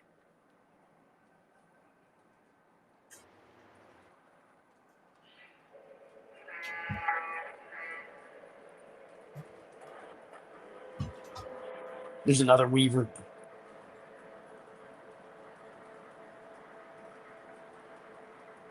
Yeah, I use Windex to clean smoke fluid a lot. Windex and chip brush and a hair dryer works pretty good on die cast and metal. But it can be pretty dicey. The smoke fluid will keep coming back. It'll just keep oozing out of the cracks and stuff. It's gross. All right, we're back here. You talking about cleaning cars? Yeah. I'm showing some box cars too. Yeah. There's a nice Atlas Trainman car. Lionel. See, like I never know what to buy. Like, are Trainman cars? Are they compared to like the Premier now? Are they good stuff? I think Trainman isn't that gone? I don't even think they're making Maybe it is Atlas Trainman. Yeah. Here's a feel trivia like, question. Do you guys remember when Trainman came out and they had like this it was like a dancing bulldog or something? I just remember they had remember when all websites had like flash animation on them? yes. This, oh my gosh, that was big in the 90s. They had like a dog and a top hat come out to advertise their line. I was trying to find that the other day. It's pretty funny, but yeah, if you see Atlas Trainman stuff, they're good. They're $20-$25 cars. For some reason, I can't find the P&LE box car. I think the one I'm running is a Weaver. I love P&LE. Yeah, And I like the for some, Pittsburgh and Lake Erie too. I see that yeah, one up there with the New York Central logo on it too as well. yeah. For some reason, yeah, that's what I stopped those earlier. Those 3 cars in a row were kits. What year was that, Norm? Those P&LE New York Central combination box cars. When did they do those? 60s? No, that would have been like 50s into the 60s. I think a Was it lot of 50s into the those. 60s? Yeah, I think a lot of them would have survived into the 70s, almost even. But yeah, those would have been solidly steam transition era. That's for sure. Yeah. Yeah, Richie says they still do make the Train Man, so they're like the next step up to the Premier. That's what I thought. And They I did. think there's Master Series, I believe. I don't know. I think Atlas does a Master Series. Guys, correct me if I'm wrong. When I think of Atlas Master, I always think about like the H21 hoppers, the X29 box cars, and a lot of the X like Intermountain tooling. I think a lot of the Master Series. I don't know if they did those with the Gundersons, if they were Master Series. I feel like they were. Yeah. I don't know much about the modern stuff. I'm really terrible at it. But yeah, I know same here. Yeah, I don't know much about that stuff at all. But yeah, like that steel sheath, single sheath box cars. Remember? Yeah, New York Central. Solidly. Cool. That was like the classic Atlas, and that was like fresh tooling. I like that Swift refrigerator line car that just went by. That's nice. That's a Lionel. Yeah. And then Atlas made a ton of these. The double sheath wooden box cars. Yeah. So that's pretty good. It seems like from what I've been seeing lately, though, Atlas is really focusing more on the modern stuff. I mean, they do dip back to the older stuff. It seems like a lot of it's more on the modern end. If that seems like they're running a lot of the X MTH tooling too. Which, right. For the steam era stuff. Like I like the MTH fish belly hoppers. I think they're a good. Oh, they're my favorite. They're my favorite. I got a whole set. Like I got like 12 of those for N&W. I'm gonna, if I ever run an N&W on the layout again, I'll probably set those up. But next time you'll have to do. I'll do the same thing. I'll do an N&W run because I have 2 of the 6-pack N&W 2-bay fish belly hoppers, and I have some Erie ones. For me, the fish belly hoppers were my favorite. Like those ones going by right there, PLA hoppers. They're my favorite. Yeah, they were so hard to find without the hamburger logo on them, man. Right. Finding N&W stuff. Yeah, they always put the hamburger on any N&W stuff. It's like I don't know, but yeah, which is what I think I have as well. But I think somebody posted those on Joker's Discord. I think it was Brev, so I snagged them both. Yeah, or one of those guys. But yeah, I think we have any questions here. Are you able to see the chat, Norm? Hold on. Yeah, let me look. I got it on my phone. I mean, if you have any questions for Norm, like please feel free to put them in the chat. Because I'm pretty sure he can see them. So. Oh yeah, look, I'm reading now. Let me see. Do you think, Norm, that you would ever get? I mean, like I feel back in the day, like when you first started, you had some like Norfolk and Western like 611s, and you had some hodgepodge stuff. Is that something that you think that you would ever get back into again? So I got obviously some of my videos. So I have the Class A. I've got I've got that. 1238, I believe. Yep, I've got the Y6B, the beautiful 2171. Engine. I've got a Y3, the 2050 Y3, and those showed up in a few videos. I did projects on those. I have a third rail Y6B. I did a short on it. That thing is the best. That is so nice. I love the JLC Y6B. But I have. Right, here's a good question for you: Y3 or Y6B? Oh, the Y6B. Which one would you pick? All the way. Yeah, all the way. Y6B. Yeah. I like the Y6Bs when they had the oval smoke box door. Oh yeah. I like those. That last batch that Lionel didn't they hose the sounds on them or something? I thought the sounds like the chuffs were like not articulated or nothing. I mean, mine. I feel like the one that I have, I think it was okay. Um, Okay. but I feel like they were fine because I have 2174, which has the oblong Yeah, um, yeah. box door. Because I know later on, it's just because of access reasons, they made the smoke duct box board. It's kind of like to mimic what the Class A's had as well. Yeah, Um, yeah. it's a great engine. The Class A's, I think the Class A's are probably one of my favorite articulated That engine steam. is so underrated. I think it would have gotten a little I more shine if Lionel came up with stuff to run behind it. It's so I agree. frustrating. I I agree. tell you, being a Penske guy ain't that hard, other than everybody makes fun of you. But it's not that They hard do. any They do. anymore. Um, it's not that hard to be a Penske guy because between Lionel and MTH, they came up with a lot of and Atlas, a lot of the rolling stock, and the caboose is very well represented. But if you're into N and W, man, it's terrible. It is. I hunted down all those Weaver CF and CG cabooses. I got like 3 of them, and I actually got my buddy found me another. I can't identify who made it, but it's another brass CG caboose. So I have like 4 cabooses. Right. I did order the Powhatan set off of Jay because I I did did have too. the six. I ordered the Powhatan Arrow set. Yeah, I got the 606 J, the TMCC one. That's my Oh, did you favorite. get the I love. TMC one? Oh, okay. I'm Yeah, thinking of I've had that passenger forever. cars because I know that he's going to be, I feel like he's going to be running those again. Yeah. So I'm Yeah. probably going to get another one. Because Um. if I'm being honest, I feel as though those J class engines are they're just, I mean, you just have to have one. Yeah, yeah. I want the Lionel TMC 611 that they did. I had one and I traded it off, and I always A regretted it. TMCC one? Yeah, the TMCC 611.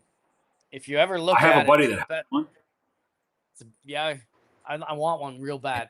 It's the best and one they ever he's made. well, he's selling it. Is he? What's he want? Yeah, I can probably get it for you. Yeah. Yeah, absolutely. He doesn't run it. He was going to sell me that, and I think it was 6 passenger cars, but they were silhouette. They were aluminum. Oh, okay. An aux tender from MTH as well, and it was $900. Oh, wow. Yeah. So like, if that's something that you might be interested, I'll talk to Maybe. him because he doesn't Yeah. run it. Like, he has it, and he just doesn't run it. I would just I want had the it. engine. Yeah, I I want had that it engine. here. It's Oh, yeah. yeah, they nailed the paint scheme on that one. The newer one that Yep. they did, the striping wasn't right. The 606 the first one they ever did, Yes. and the Yes. 611, the first 2 they did, I think had the best The sound. TMCC. Yes. Now the 611, the reason why I like that so much, other than it being the 611, is that it's the only time they actually did the correct marker lights on them. Those little class lights, the little bullet shaped ones. Right. Those are like, they never did that again.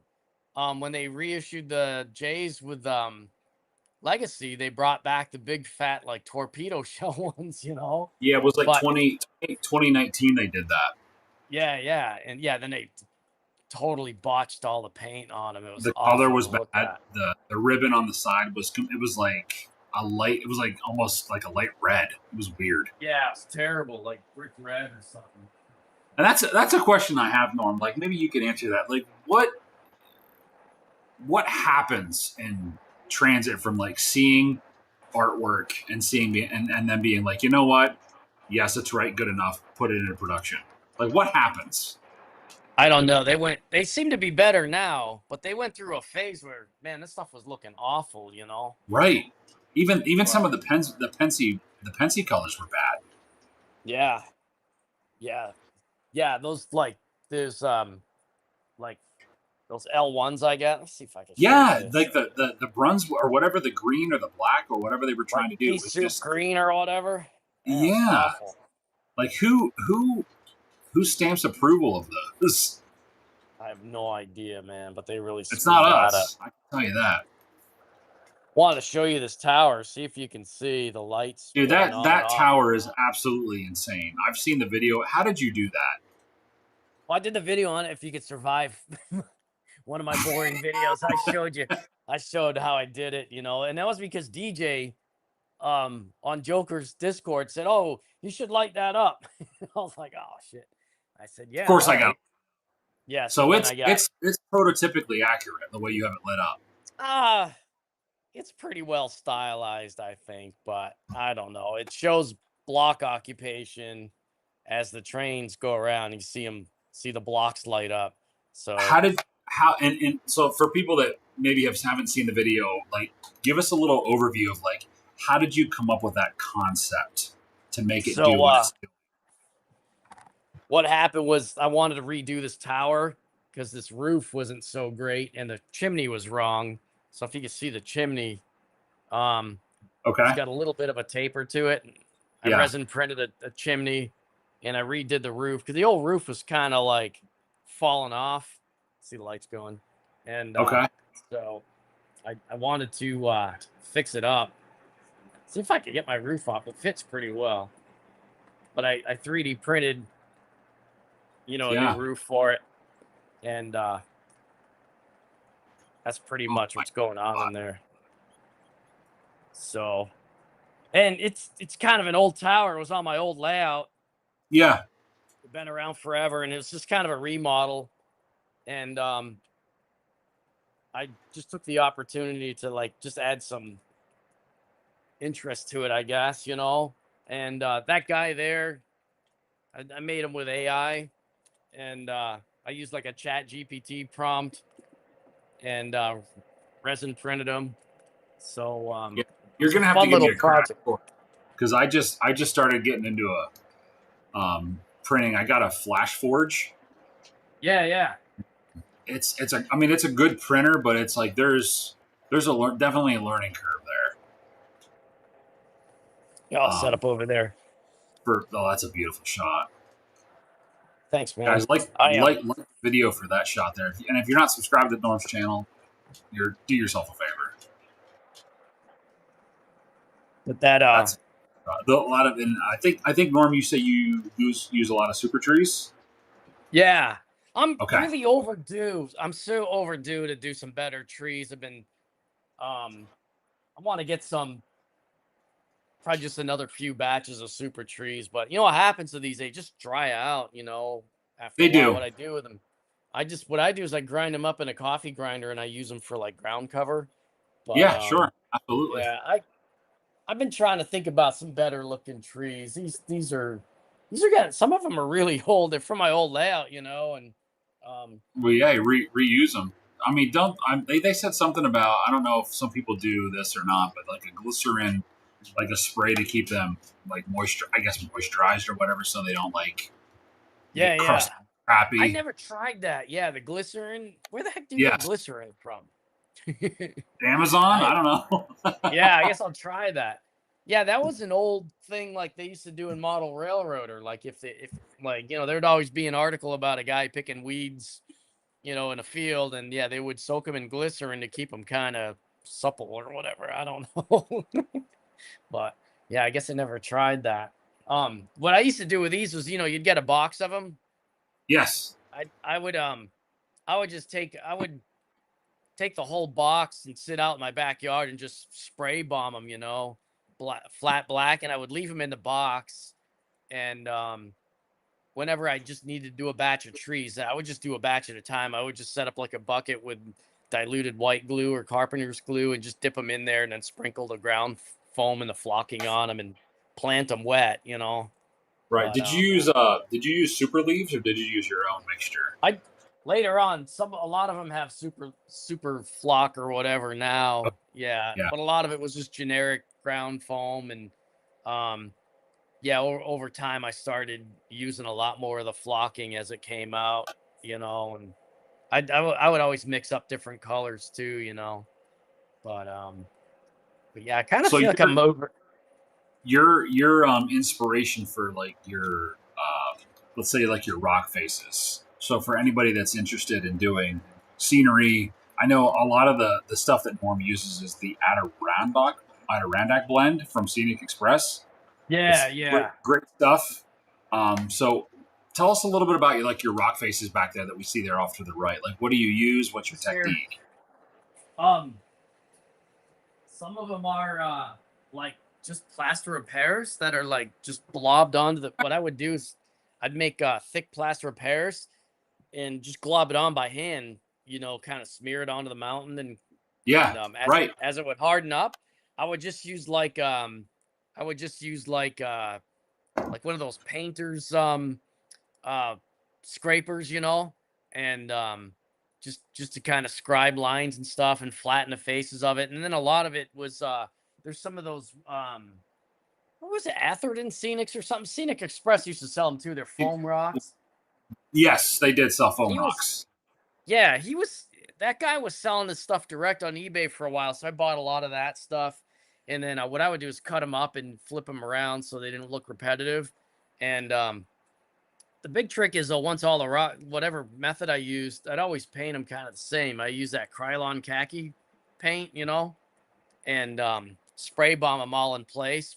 I'd hot glue them to my mountains if I was using the foam ones, and Right. and I would use Krylon khaki and then just black and brown washes, and then when that dried up, I would just do like a white dry brush over them just to like light up the edges. But like that scene there, you're looking at the rocks to the right. Those are like hand carved plaster of Paris, and that's just direct on that foam. That's all foam scenery there. Yeah. I don't put any plaster over the scenery other than for the rocks.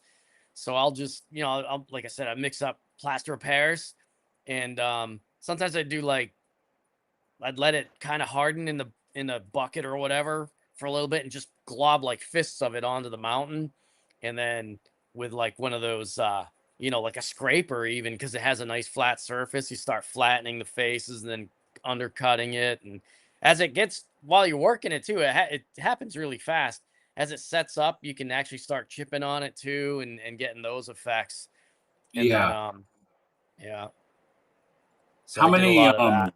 for like super trees? Like how many super trees do you think you have on your layout in total? I think at least 3 or 4 cases. We used to buy the Oh cases, my like, god, the big yeah, the cases. big box. Yeah.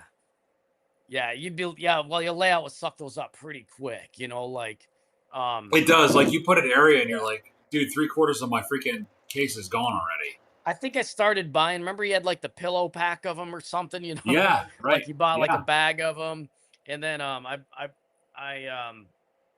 then he had like the box that had like a cake box that had like the clear cover over it. Right. I bought a couple of those, and I was like, then I started ordering it by the case. I think I did at least 2 cases on the old layout, and I My was god. able to salvage them for this. And then there at least 2 more on this one too, I think. And I got another. I have a bunch on just black painted ones under the layout somewhere, and They're I mean like I they're said, great. They're great for filler. They really are. yeah, yeah. And I got over time, I bought other ones off them too, like some more detailed ones. Like Woodland Scenics is making some really good stuff now. Yeah, They they're have some, they're up in their game. yeah. His best trees he was making. He quit doing them after a while, but he had those super sages. So they were like sagebrush branches that you would Yeah, get. You'd right. sell you like a box of them, and you'd have to. I would just drill them with a Dremel and glue in like the super trees, and then dip them. I still got a bunch of those on the layout here, and I would love to get more sagebrush trees. I think they look the best. Yeah, they're now as far as your ballast. What's your ballast blend that you like to use? I know you like to use fine cinders or Yeah, medium cinders. yeah, that's Woodland Scenics fine cinders, like Fine cinders. basically, basically like the N scale. There's a little bit of medium mixed in there too, but yeah, I did all the cinders. Um, um, Jim too at Scenic Express, he made some of his own fine cinders too that are pretty good. They're even finer than Woodland Scenics. I got a Oh little bit of wow. that, but yeah, I went for that look. You know, he probably Because overdid it, I clean know up that some of it. a lot of guys, for me too, like when I'm doing scenery work, and I'm not trying to toot your corner or anything like that, but where it's like I try to think like how would Norm do it because Yeah, your techniques are I mean, I don't know what your thought process is like when you created, your downtown. You have Beer Can Hollow and stuff like. I remember all that stuff, and it's like when you do scenery, it's like it really is second to none if you think about it, because there's Nah, I don't know nobody else. about that. Well, I there's don't know about nobody else that. that's really doing what you're doing and how you do it and the detail that you have and the knowledge that you have. And just I for just us as, people that observe, just to get a little bit of a glimpse of that really yeah. helps us kind of like move our layout and our design and You kind know, of like basically just kind of like what our inspiration is to move forward on our layouts. yeah. Well, thanks. What helped me a lot when I first started doing scenery on my layout was when I moved to Detroit. Um, and digital cameras got real cheap in the early 2000s. Right. Me and I always went with a train buddy. We'd always go to Detroit and just take pictures of tons of shit. And Right. there was just so much stuff that was, it's it sound weird, but some of the buildings that were like so dilapidated, you could actually see how they were made. Um, Yeah. you could get an Right. idea how they were put together. But yeah, Detroit's really kind of hipsterfied and gentrified now, but like early 2000s, it was still It was pretty different. raw. Yeah. Yeah, and you could, you got free run of a lot of the town was kind of deserted too, and but it Mhm. was real helpful for inspiration. And digital photography got so easy to use and cameras were cheap. You could, if you saw like a cool telegraph pole, you could get like 100 pictures of it, and that Right. really helped. What helped me too was living near awesome train shops back in the early 2000s. We had Wild Bills, but we had P&D Hobby. So that's how I Sure. got to learn about paint, and Sure. I got to try out all kinds of different stuff. And it's now, there's no shops anymore really, but I learned Yeah. a lot from Unfortunate. them. Right. And a lot of other good stuff happened too in the early 2000s. I mean, Downtown Deco was making tons of buildings. Craftsman kits were getting more popular for a Yeah, while, but the downtown deco stuff is very nice. I go to them a yeah, lot when I'm looking for, because I have a couple buildings. The Cooters liquor store, I have that, and there's a couple other yeah, buildings yeah. that I'd like to use. You can't Maybe, really I forget you the other can't one that do you those have. wrong either. Yeah, you No, can't you mess can't. those But up. they're very much fail safe. Yeah, yeah. All right, let's see what we got for questions. Somebody said here, Mike and Norm, what is your? Well, we'll go with Norm. What is your favorite train engine? I like Get it. I'm running one right, the M1As, M1Bs. I like the J1As. I don't have one out here. The I gotta J1A. work on my Yeah, I love the J1As. I Yeah, gotta they're beautiful. I gotta work on my third rail one a little bit. I gotta fix that up.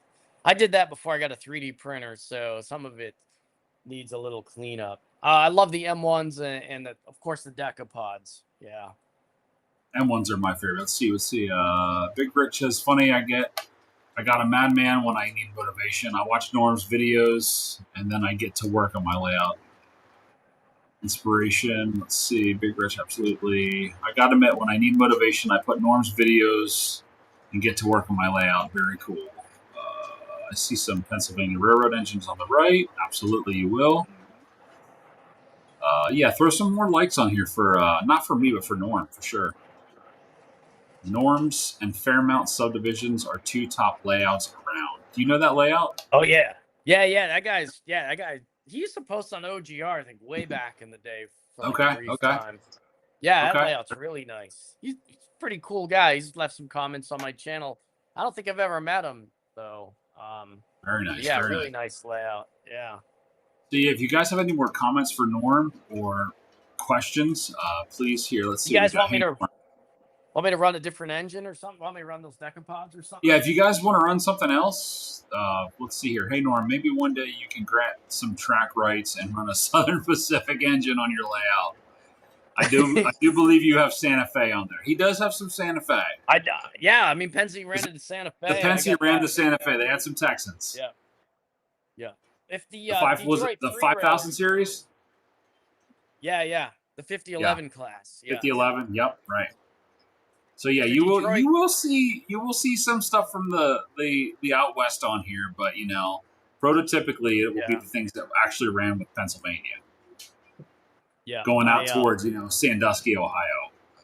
this is a kind of a cool thing about modeling Penzi. You can run a bunch of stuff and just say they're renting it, you know. Yeah, the But Penske rented the Penske rented a Challenger. Like, all yeah, right. they helped. They certainly helped Santa Fe scrap some engines. That's for sure. The Probably Supersonic the said, I hope to get to see some New York Central Hudsons running on the right to honestly. Hudsons are the best engines in his opinion. All right, he's a Hudson guy. Norm, are you a Hudson guy? Do you like Hudsons? I got a Hudson. I got a the last. He's got a Hudson. I got a J3A Hudson. The Maybe legacy maybe one they did in what 2018. They did that. maybe Norm will throw that on for you. I mean, if you're a Hudson guy, you're a Hudson guy. It would look kind of funny hauling freight right now. I got it if you want to see it. Hauling that freight. It's on. It's Uh, on my shelf. It's on a shelf Josh somewhere. Cannon says, Norm, run a decapod. I That got. he I got. probably can do. Let me see. I'll take this mountain off. I gotta bring it But around. you can't go wrong with the mountain. I have a couple mountains. They're phenomenal engines. They're great.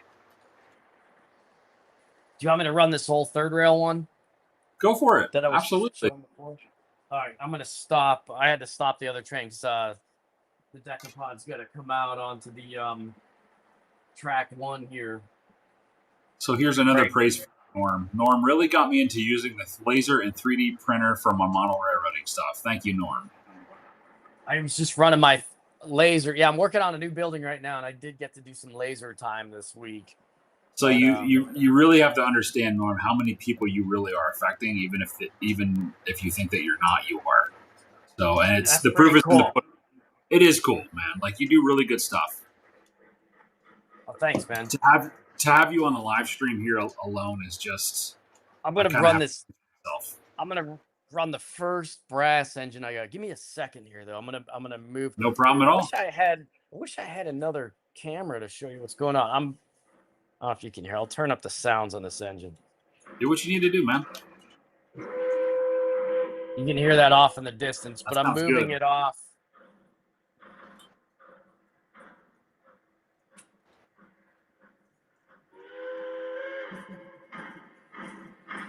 I only had to stop the other train because I got to breach this line that it's on. So that mountain though, I love that thing. Yeah, mountain. Is it an M1A or an M1B, or just an M1? I think third rail's calling that one the M1A. The flat M1A. pilot one I've been running. Yeah. Okay. What's the road number? 6716. 6716. Yeah. Let's see if we can find that. I want the other one. There's one last. They did four and 3 rail. They did 2 M1A numbers and 2 M1B numbers. I got the 2 M1Bs. I'm looking for the second M1A. I got to find that. You said those are third rail. Yeah. 716. 6716 is the. Here it is.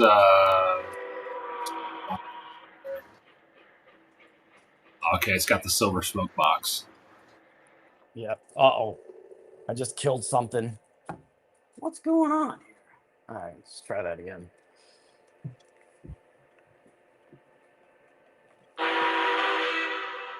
Beautiful.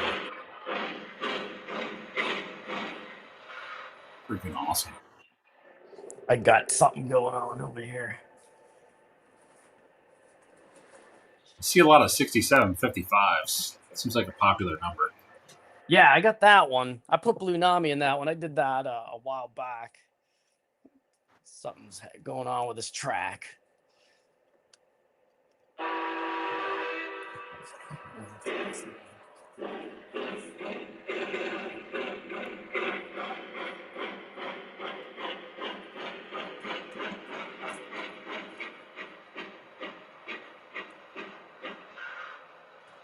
So that one is an M1B, I believe.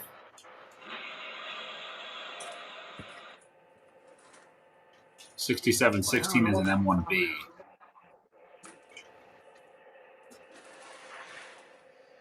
Is that what they're calling it? All right. Yep, an M1B.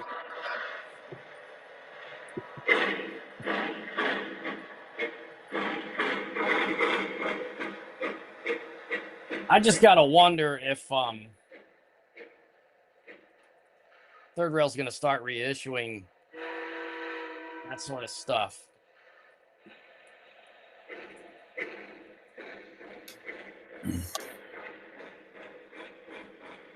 Yeah, it seems like Jay's like basically taking anybody's suggestions and kind of like running with it.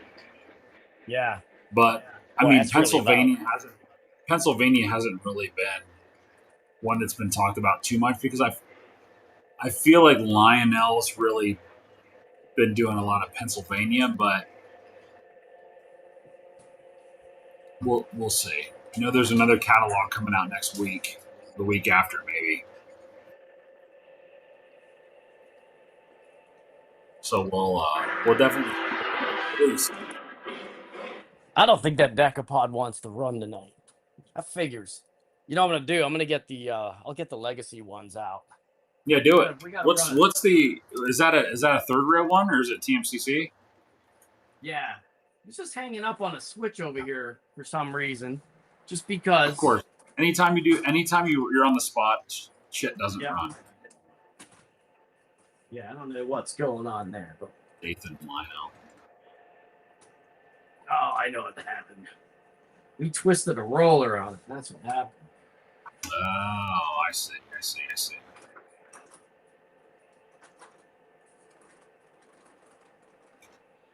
All right, we're back. For some reason, we got a twisted roller. That's all right.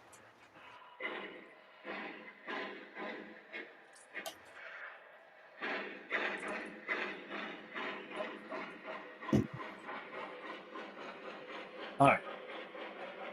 I fixed it. Beautiful.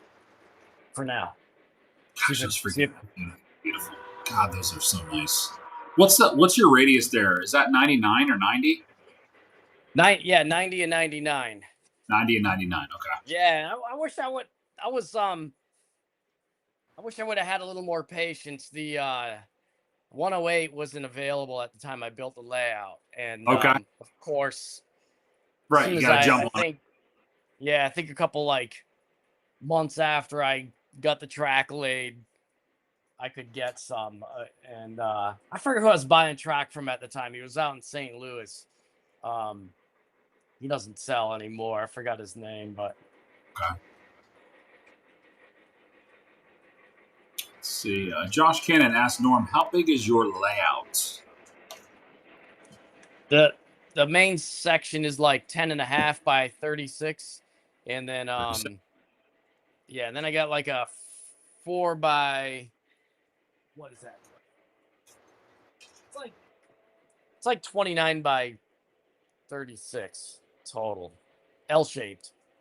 So yeah, because if you guys see there how that's going around the corner there, off to the right, it goes back to his service center. So like roundhouse, turntable, he has back off to the right. So he has the main loop there that you're seeing right now, but back off to the right, just back where that the caboose went. To the right, you can go off to the roundhouse and turntable. Well, that's beautiful coming through there. Get that bigger. That's nice. I love those LCLs.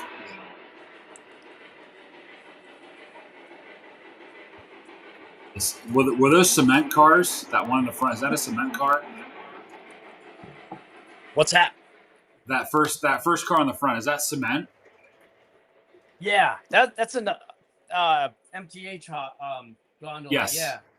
Yeah, they did a good job on that. I got at York. I found their other one. They did those like LCL containers in the gondola. Yeah, I have the container ones. I have a couple Dixie Dixie line, and I have a couple of Milwaukees. They're really nice. Those Yeah, LCL yeah, container cars. yeah. I got somebody had them in back in the Blue Hall, and yeah, I was stoked to get one of those. Those are kind of hard to find.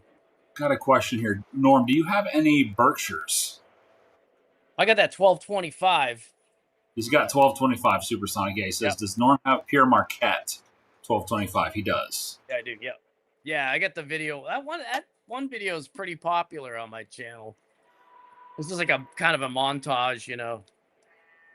Do you think it has to do with like the Polar Express, or? Oh yeah, yeah, I know a lot of guys that, I mean, obviously, basically that's what it's based around. yeah, yeah, yeah. I love those cars. Those are so nice. That Decapod. MDD car, that's nice. What's that? The I still love that Swift car, man. That Swift car is one of my favorites. Yeah, my buddy found me. That's an early Lionel. Remember when Lionel was doing all those scale cars in the early 2000s? Yeah, Yeah. that's a nice car. That is Yeah. a really nice car. Some two bays in there. I love the rounded off box cars. Those are so nice. Yeah. Yep. That's a Everybody's Lionel got to car. have a Banger and a Rustic State of Maine products. That's Yeah, a must. yeah. That's a staple. Yeah. That Your G&D Marquette. car is an old Intermountain kit. Okay, that DF car is nice. That's a Lionel. And nickel plate's a Lionel. That's Lionel. I think that's a Trainman gondola. And that's an MTH girder with. Is that 11,000 gallon tank car there? That's an 8,000. That's an 8K. 8,000. Lionel. Yeah, Lionel kind of improved those for a while. I don't know if they really make them anymore, but when I find them, I'll buy them. You know, they're actually pretty nice. Let's Yeah. see. Are those Atlas F units? They are Atlas Yeah. F units. Yeah. Yes. From 2015. That was the last time that I know 2015. of that they did like the P&D based ones. Yeah. Big Rick asked Mike, have you been to Norm? I have not been to Norm's layout. I'm planning on at some point. I'd love to go out there if the invite is there. I would love to see it. Yeah, yeah. Anytime. It's every time I see it, it's just you're just not only does your jaw hit the floor, but there's so much realism that it's not overdone. It's beautiful. Are you a Dreyfus Hudson fan, Norm? Do you like Dreyfus Hudsons? I do. I like the one I want. I've been trying to find it. But you know how when you look for engines, you always have like a price you want to pay for it. Oh yeah, yes I do. Yeah, I have I just want the early, the TMCC one they made in like 2001 or whatever. I always thought that was the best looking one. Is that the That 20th color- century limit? 5452. Yeah, that was TMCC with like 2 chuffs of rev, and it had that weird mechanical clanker smoke unit, But I thought Yeah. it was the best looking one. And I Now, always, would you upgrade that, or would you leave it alone? yeah, I might put 4 chuffs in it. That's about it. I do have like a full New York Central passenger set, GGD set, just heavyweights. Golden But, Gates, yeah. Yeah. I wouldn't mind finding like a Lionel beater one from that era just to weather it, because those looked really cool when they were weathered. But I mean, you can get a pretty good price on a Weaver one. Weaver, yeah.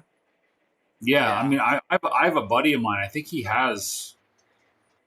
might even have 5452, and he's like blowing it out like that with Yeah. passenger, like $500.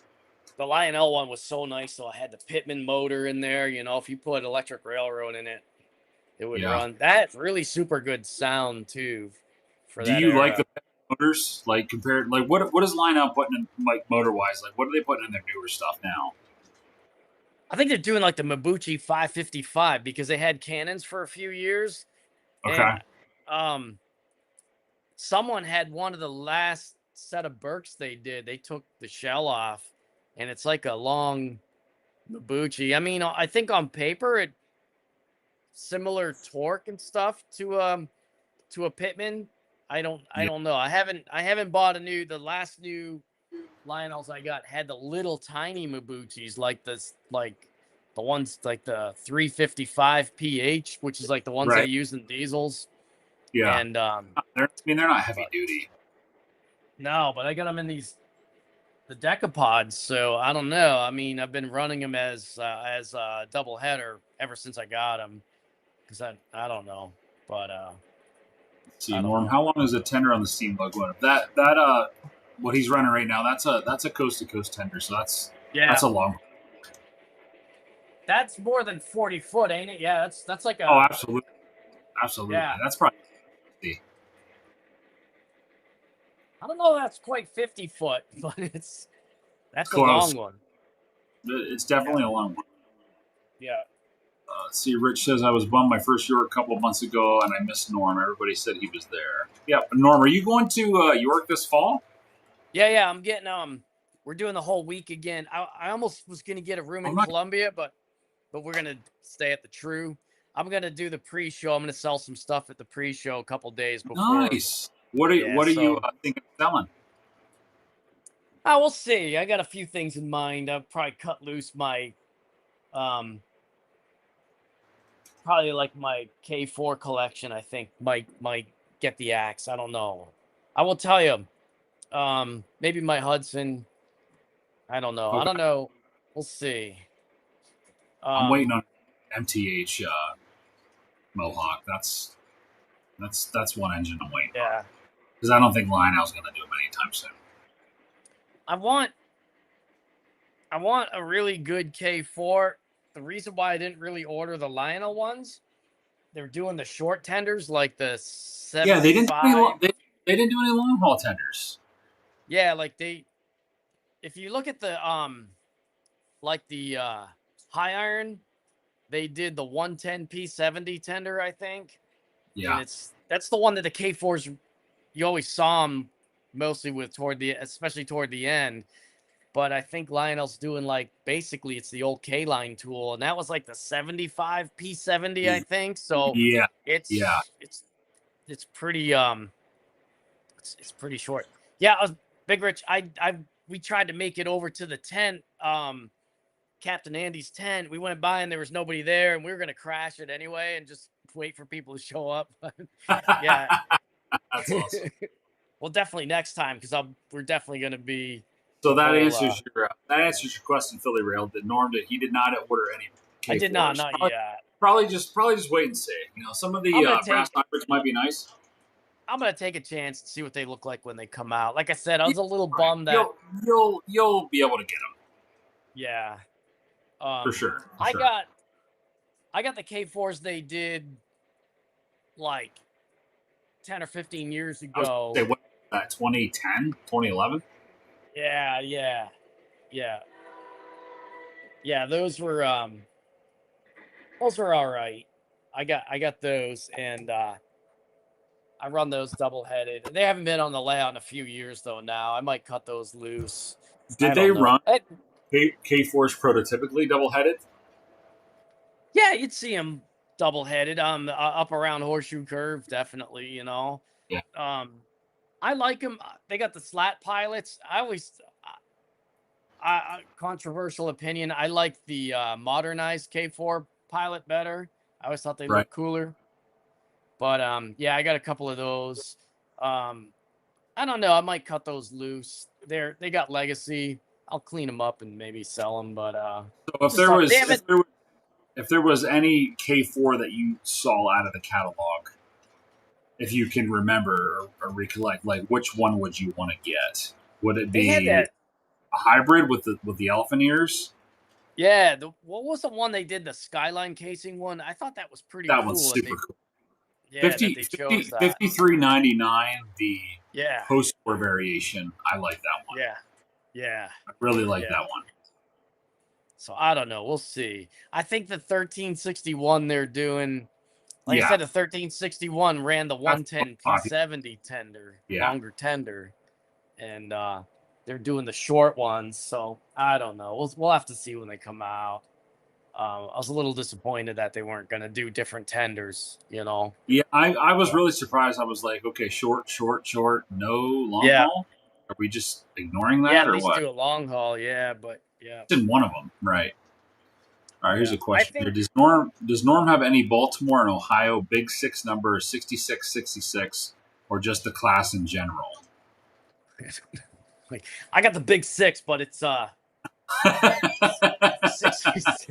it's 6224. I'm looking at it right now. It's on the shelf. 62.24. There you go. 6224. Yeah. There you I didn't go. know they There you did go. that. I didn't know they did that number. I don't know. I didn't know they did either. It's almost like the bark of the beast. You know what I mean? Yeah, I love that big 6. That is cool. That is cool. Um, That is. yeah. I hope Jay kind of revisits some of the Eastern Steam. Yeah, there've been a lot of Southern stuff right now out west. Yeah. I should say Yeah. out west. But I mean, I get it. I mean, the big boy stuff is really popular, like we said earlier. That stuff's Oh going to yeah. sell. He has a couple 484s that he's doing. It would be dumb not to 611. do. It would be dumb not Right. to do any big boy stuff this year Right. because it's the Exactly. year of the big boy. Exactly. I mean- Which I get it. I mean, it's really an important deal. I mean, I'm going to get the 250 Vision one from Lionel just because I saw it and things like that. It's kind of like Yeah. I'm like really happy that people are going to get to buy models of this thing that they actually got to see. So exactly. that's really That's cool. the thing. Like, Yeah. but my only thing is like you guys got to nail it. You Yeah. got to nail it. All right, I'm gonna step upstairs real quick for just a second, Norm. So if you can see the comments, Yeah, I'll be look. please do answer. The Big 6 is a 210-2 steam engine, is what Supersonic said for the Baltimore and Ohio. Yeah, look, I'll show it to you. We're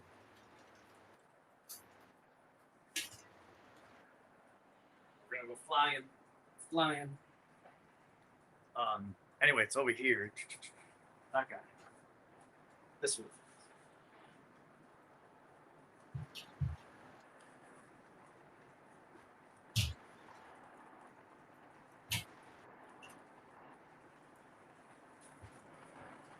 I think I might.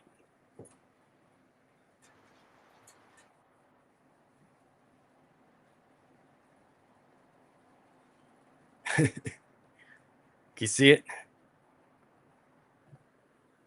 All right.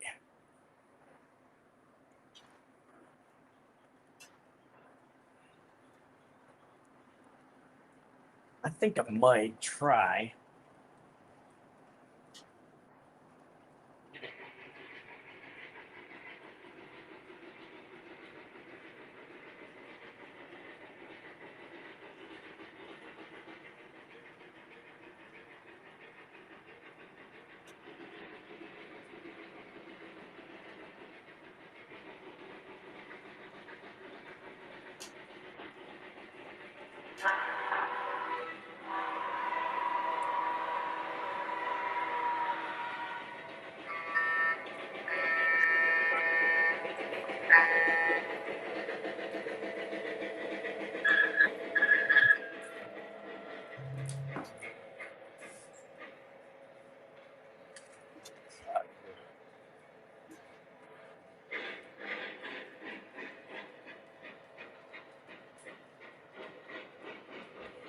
I'm gonna change this engine out. Send it away.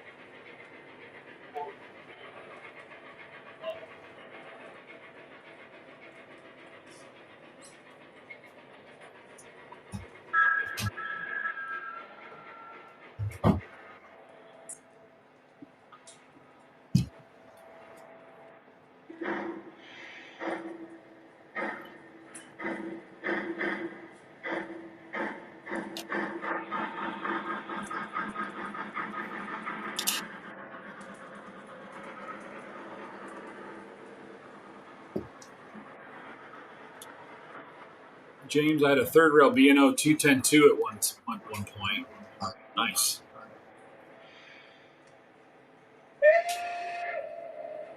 Gotta love that Banshee whistle. I'm gonna hook up the Legacy decapods now. See him Oh, moving. go for it, man. Absolutely. I'm gonna run these with the old cab too, though. Cab 2. Yep, but one that nobody wants, right? Nobody wants this. We want it, but it's just. Yeah.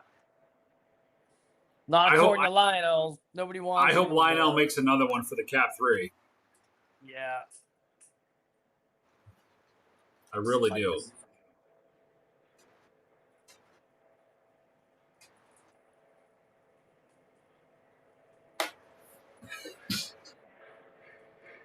Mike's American Flyer, thanks for coming on, man. Good to see you. Jeremy says I could watch trains run on Norm's layout for hours. I could too. I could just sit there and drink beer and stare at it.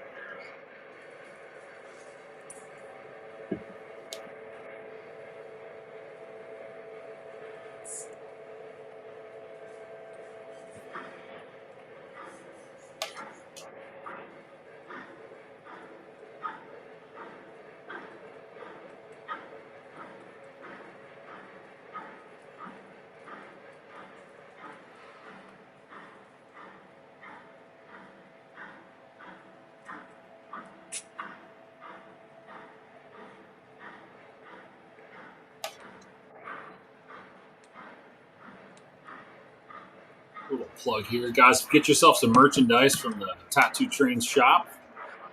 Every little bit helps. Please and thank you.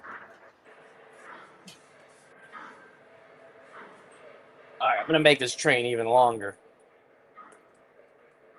Nice. Josh asked Norm, what is the gondola train car on Pennsylvania diesel engine? What? What is the gondola train car on the Pennsy diesel engine? Probably behind it. That one right there. That there.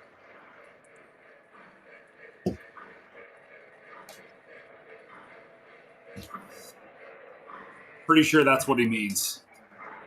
The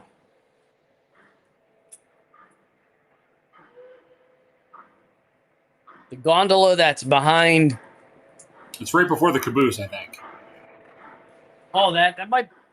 That's like I think that's like probably like an Atlas train, man. Is it a train man? Okay. Yeah, it's got an MTH girder load in it. I took out of something else, and I 3D printed those like little wooden stakes or whatever, to hold it up. Yeah, right. Yeah.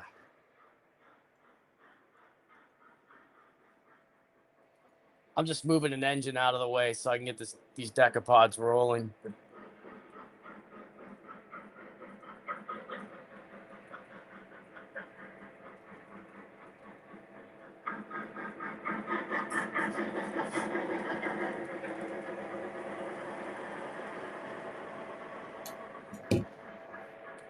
All right, now we're good.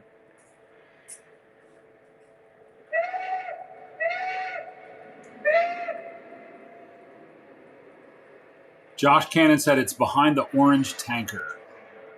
That's the one he's talking about.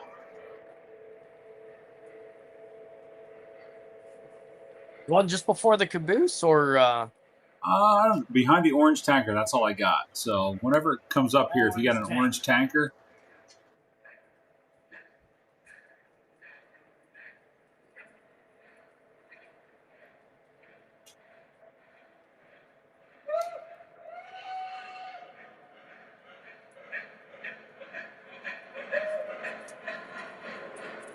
Somewhere on here.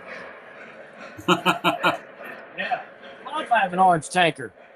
I don't know. I think maybe it's the one at the end, right before the caboose. Yeah. I'm assuming. Because that's the only one, the gondola I can think of.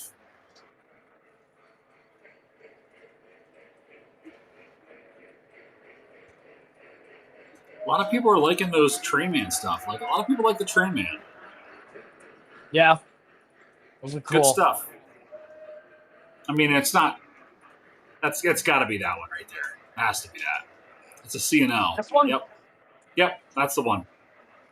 The girder bridges. I think that's an Atlas. That's got to be an Atlas Train Man gondola. And like I said, it's an MTH diecast girder. And I 3D printed those like wooden shipping stands for it. They got like stakes. Yeah. Big Rick says he wants your weathered Weaver switcher. You ain't getting it. I can tell you that. You know, I could run that, but that's Blue Nami. I gotta find a You phone that. do you like running Blue Nami? Is it pretty glitch free? It's not 100% glitch free, but if you keep in mind that it's just for running engines, it's not for running your whole layout. It's pretty good, you know, for what it is. It's Right. not, you know, it's not a full control system. You know, you're not running your whole layout with it, but the Right. motor control and it's so awesome. I like the How's sounds. I was gonna say I like how's the speed steps? speed steps are amazing. I mean, this Yeah. thing runs so slow. Um, see if I can show it to you here. Let's see it. You get some flip Nami.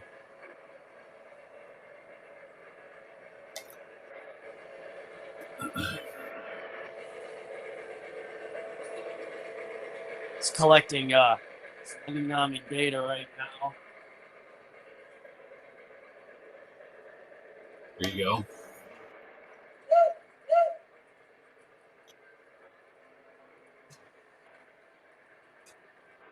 It's got a little turn keeper in it.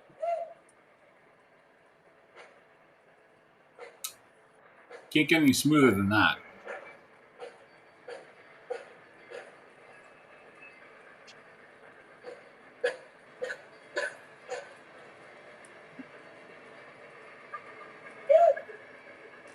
There's something called half speed.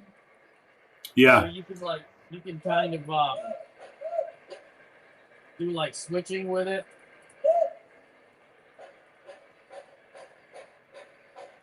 So it's pretty responsive, but it's still pretty smooth, you know.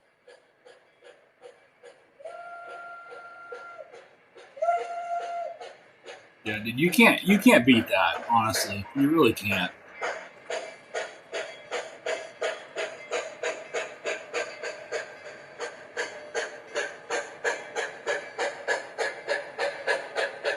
Remind everybody again, Norm, is that a Weaver or is that a third rail? That's a Weaver. That's a Weaver. Okay. Yeah.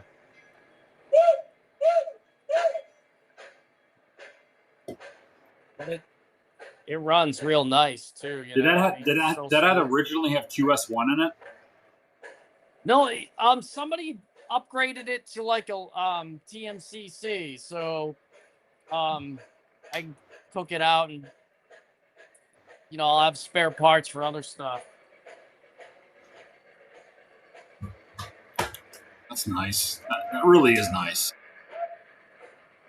Yeah, yeah. I mean that runs pretty good. Did you have to do any adjustments with like the threshold or anything like that with the You know, motor? not really. Not really. It's pretty generic. There's like some speed settings, right? And if you go into the menu, um there's like acceleration, deceleration, speed step mode. Yeah. There's some speed tables you can do, but that's more for like really old non-linear drives. I do a speed table a lot of times. I'll do as you can see, I'll do 0. This one I did 0, 35, and 70. And I thought that was fine. You could like tune the motor and stuff, but I didn't do any of that stuff. Um what's really neat, I'll show you this. The sounds, what's really intriguing about Blue Nami is the fact that you can change like the whistle.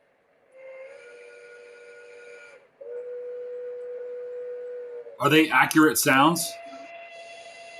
Yeah, I mean, I'm just stepping through like, you know, Santa Fe step top 6 chime, Baldwin 3 chime, Baldwin single chime.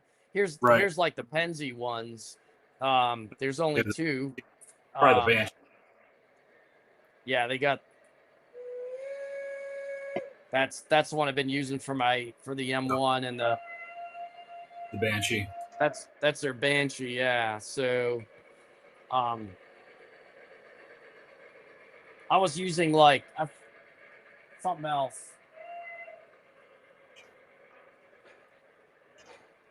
That's pretty smooth, you know, and You can't get any better than that, honestly. You can't.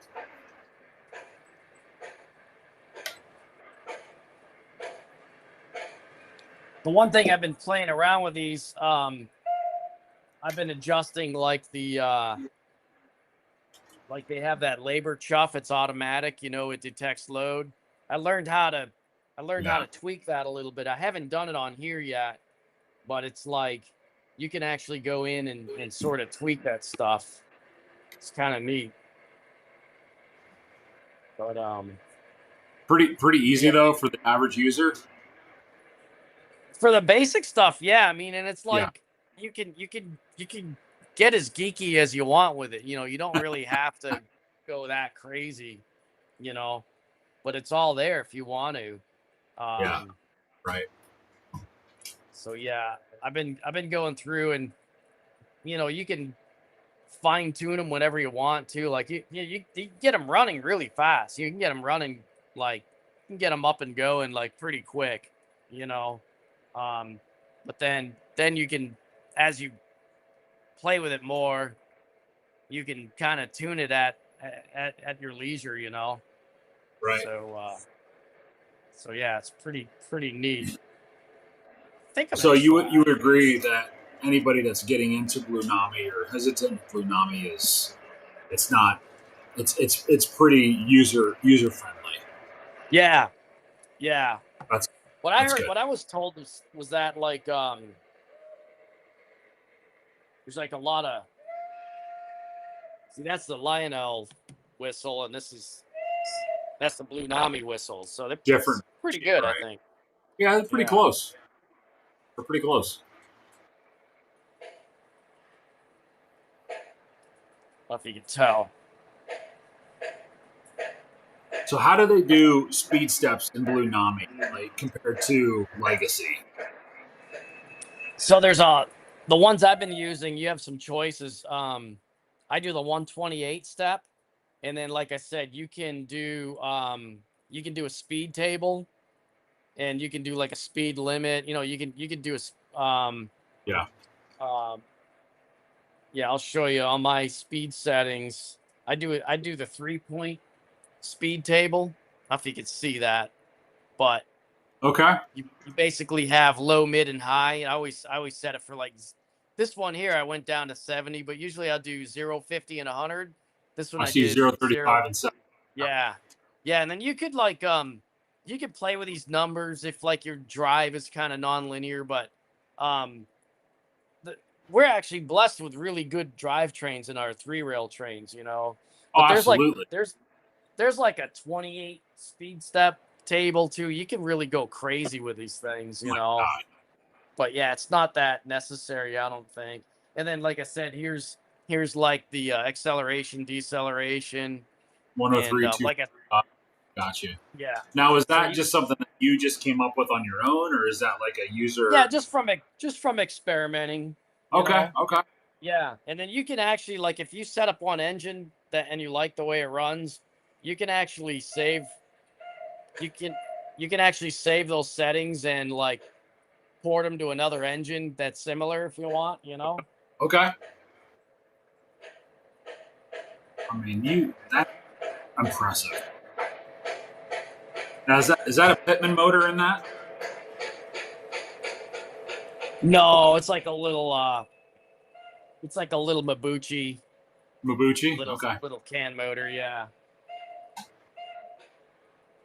But yeah, I keep this at the front of the layout because I like playing with it so much. I just kind of this is how I run my layout a lot of times. This track right here goes clear to the roundhouse without Yeah. interfering with my main lines. Right. So Right. I'll run stuff in and out of the yard, just play with it. Make sure a lot of times to make sure stuff still runs, you know, Well, while I'm sure. there. Yeah. But, but yeah. Yeah, I can't complain about that. I just got Yeah. a Legacy A5 too. It'd be Okay. interesting to do a video to compare them. I got it I from was gonna say Guernsey. those just came out a couple years ago, right?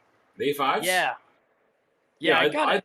I'd like to see a comparison from Legacy to Blue Nami. How that Yeah, I should probably do that someday. I just bought that that would at be a good York. video. I got it from Bernsey and Ryan there. So yeah. Burnsy. I it, it I was kind of desperate to buy something at York, and they had it sitting there. I What do wanted you to mean by come home with what an do you mean by engine, and desperate?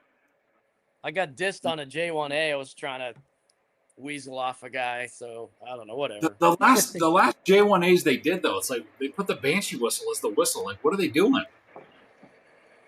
Yeah, I remember that. Yeah, I didn't like that. Like, I bought one from a buddy of mine, and I was like, dude, you got to swap out the sound card because Yeah. I was like, I don't want to hear a Banshee coming out of a 210 Ford Texan. That's ridiculous. Somebody at Lionel was like very firm about, oh, that's correct. I would have No, happened. it's not Like, correct at all. Yeah. Because what did the Texans have? Were they a 3 or 6? They would have had the 3 chime. Yeah. Right. Yeah.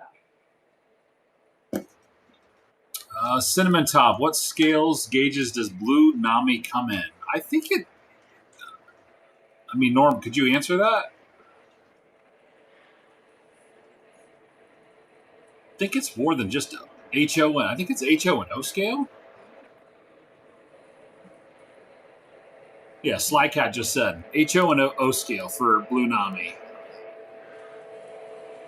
I didn't think it was just for strictly for O.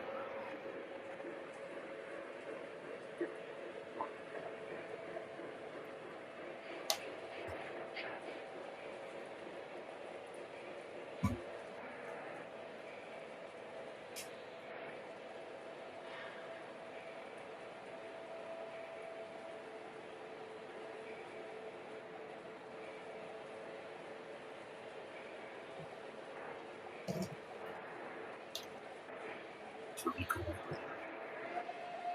Those little switchers were awesome.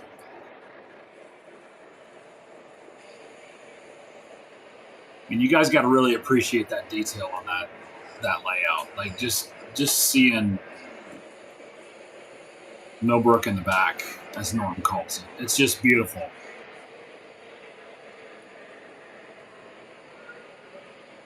Phenomenal. Phenomenal.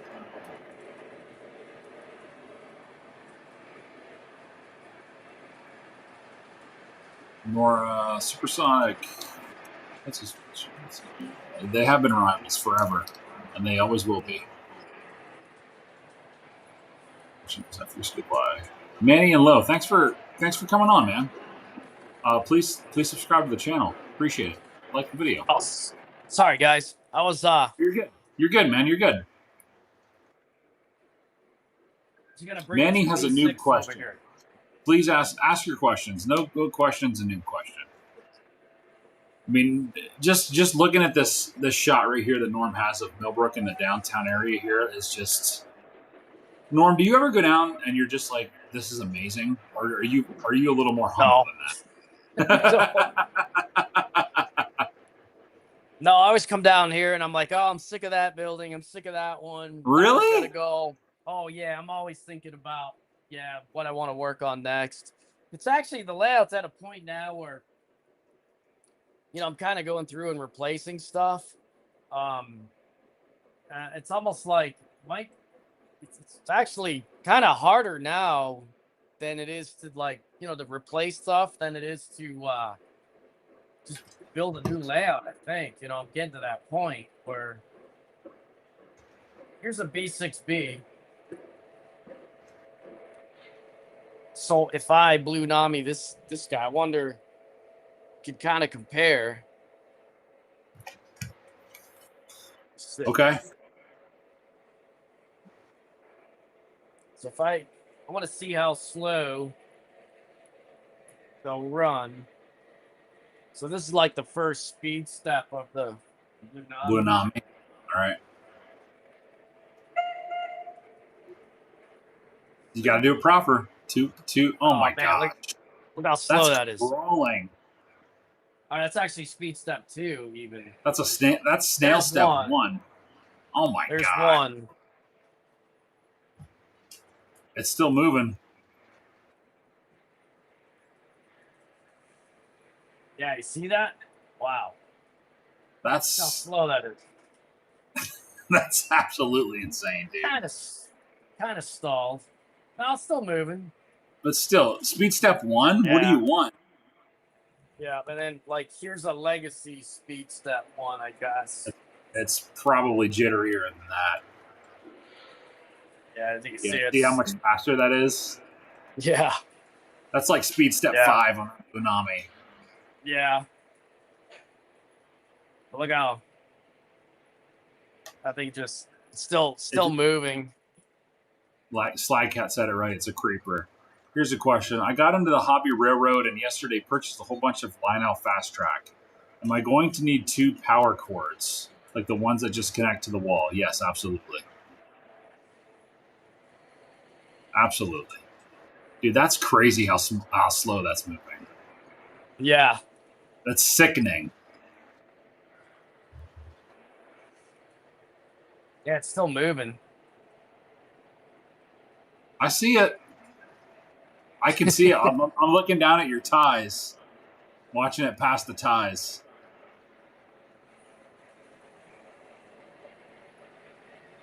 Yeah, that's nuts. Here's a good one for you. At York, I told Norm is a genius. He said no. Too humble. I wish I could be an apprentice under Norm. Norm, you should start your own classes. Yeah, I don't know. You'd make a lot of money. Let's start my own cult, maybe. I don't know. I don't. That wouldn't be the cult of Norm. Yeah, I don't know. Oh, I think I got the lights hooked up on this too, but they're really dim. Let's see.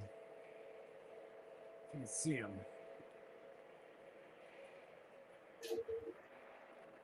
Yeah, they're just really, really dim. See it? Oh, your marker lights. Yeah. Yeah. Not too exciting.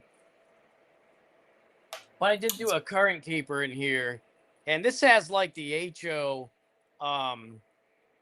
like the little 2200 board. It's only like 129 bucks. Yeah, I was going to say it's not very expensive. No. Let's see. Supersonic says, Mike, can you run a New York Central Mohawk on your layout? I don't have a Mohawk. I have a J1, or not a J1A. I have a Hudson. Yeah, dude, that's just nuts. How slow that thing will creep. That's nuts. I can still see him. I'm looking at the ties. I can still see it moving. That's like speed step 3 right now. That's nuts. And that's, and that's. And is that no modifications to that engine? No, I didn't do any mods to like the gear ratio or nothing like that. No, there's no reason to, But yeah, it's pretty cool. Loving Them Train says, is the current keeper separate from the Lunami board? No, it plugs into the blue. It's their current keeper board. There's a little plug on their board, and you can plug it in. It's just like a little tiny circuit board, and it's it's just wrapped in heat shrink. It's basically probably like a super capacitor or something. I mean, right. When I shut this off, it'll stay running the sounds for about 15 seconds or so. Wow. Very usable as a switcher, though, as you could see.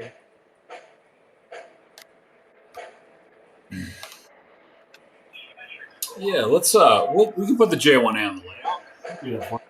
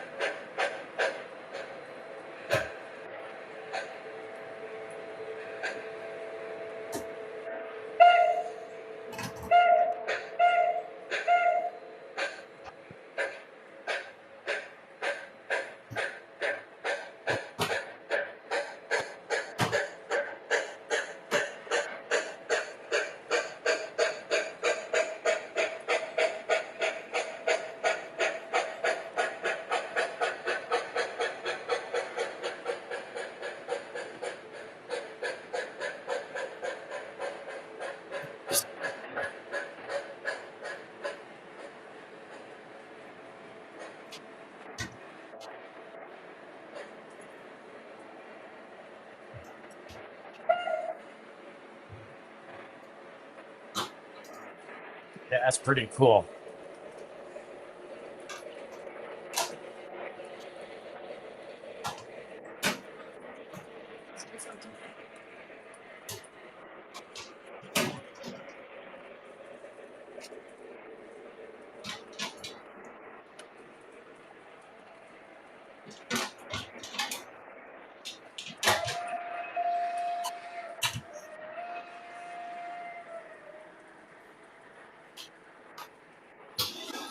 All right.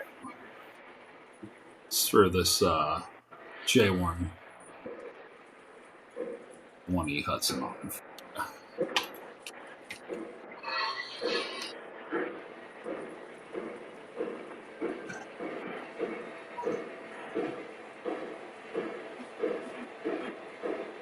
All right, Supersonic, got the Hudson on for you. What's that? Now, we had a comment here about running the J1E, so I threw it on the layout. Oh, cool.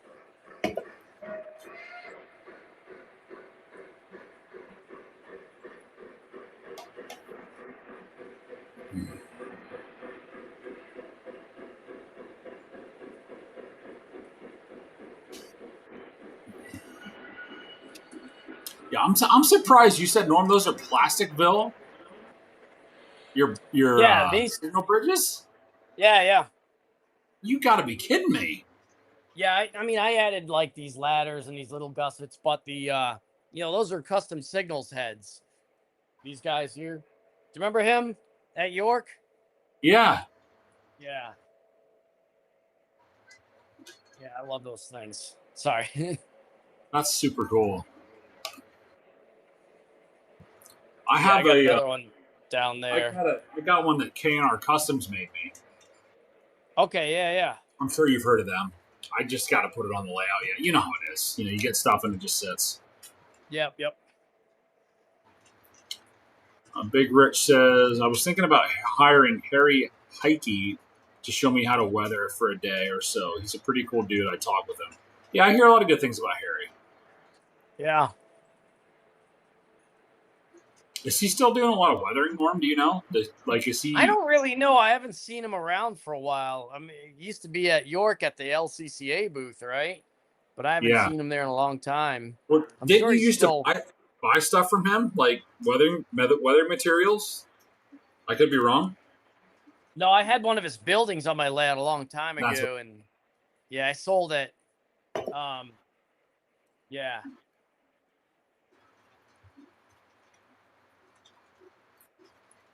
Somebody asked me if I ran two Blue Namis together, not as a lash up yet or a double header. Can you lash up with Blue Yeah, you Nami? can. I haven't tried it though yet. That's the one thing I haven't done yet. I was wondering how that would be, like if it was pretty smooth running, or if you have any experience with that. If I get another M1 third rail M1A, I might do it because I have that one M1B, the 6755, that's got Blue Nami in it. Right. Yeah, I can run that if you want. Yeah, sure, absolutely. Yeah, let me see if I can get that over here. Because I'm gonna move this B6. That B6 is nice. And you said that's like the old one.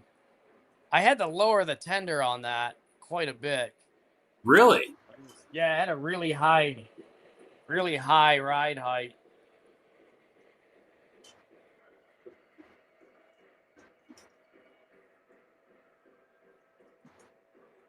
So how did you lower the tender? What's your process for that? I probably had to like Dremel. I can't remember, but these things used to ride really high. I had to like Dremel off a bunch of stuff. It was insane.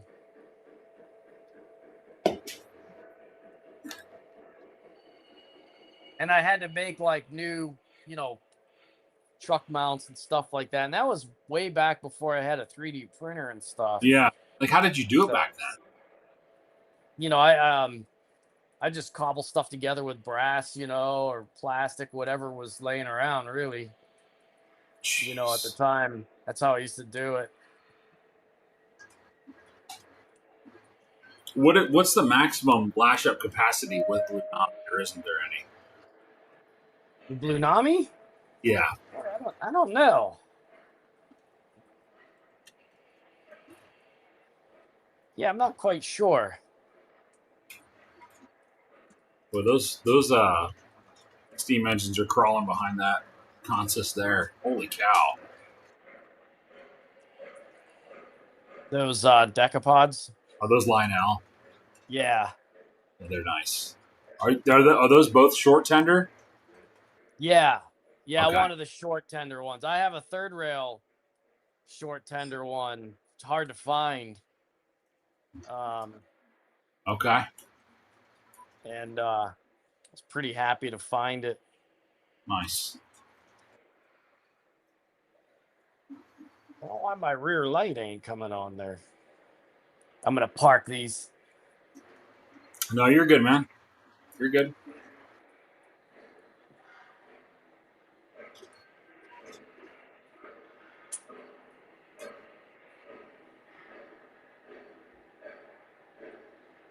Is there any difference, Norm, if you have to do like a hybrid lash up, like if you're doing diesel and steam? Like, is there? On a how's Blue this- Nami? I Yeah. don't know yet. I've yet to try one. I was gonna do I might do those BP20 Sharks. Okay. You know, and they're all powered, so that's basically gonna be what they call a consist. That's what they call their lash ups.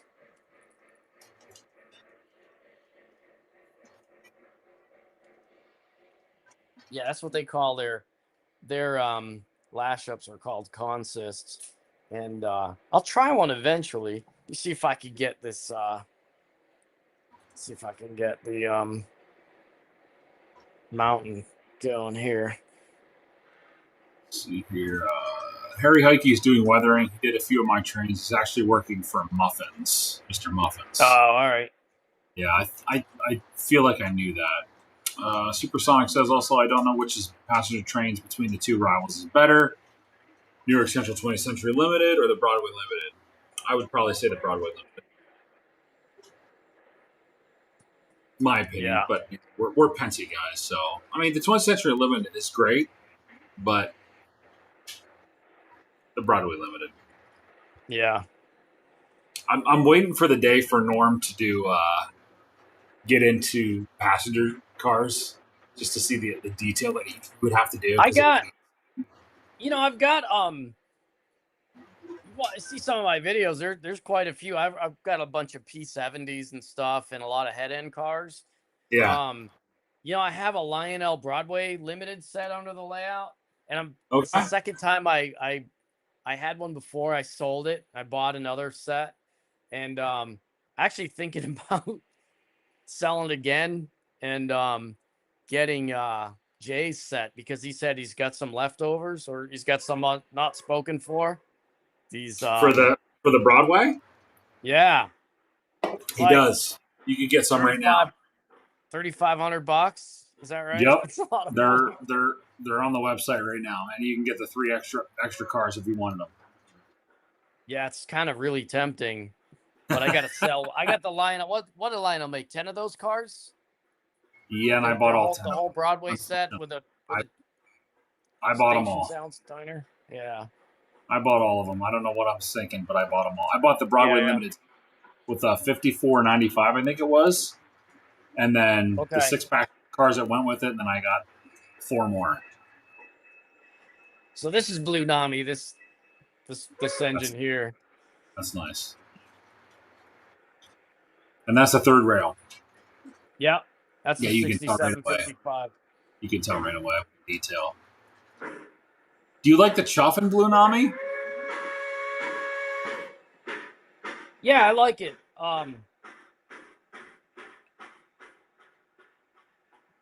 If you can hear the clank.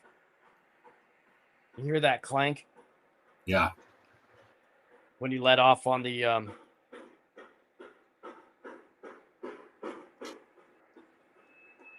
mean, it sounds Yeah. good. Yeah, I think it sounds pretty good now. Like there's some DCC guys that like what is it? Wow sounds better or whatever, and Right. I don't know.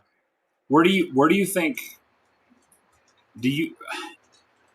Let me see how I'm going to say this. Where do you think sounds can go from here? Like in the next 5 to 10 years, like what more can be done? Well, I kind of hope people do like what Blue Nami did. Other companies like just offer all the sounds you can on one board. What I'd like to see is more like downloadable sounds or whatever. Yeah, I'd like to with Blue Nami. I'd like to be able to at least like maybe pitch shift a whistle, like not radically, not like synthetically sound. I don't like fake sound and stuff. right. Um, but it would be nice to get some different variations in the sounds. All right, now I can move that other train. I'm off the main line. I just got to set my switch. Like, you see my switches moving? I don't know if you can. Oh yeah. Yeah, I'm just moving all my switches here. All right. All Is right. that nickel track? Yeah, it's Atlas. So it's Alice that. nickel. Yep. Yeah.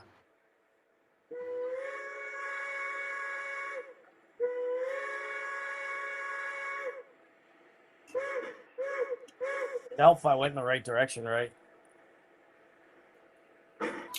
Is that whistle prototypical? Yeah, that's a 3 chime. I was going to say it sounds like a 3 chime on my end. Yeah, yeah. Oh my God.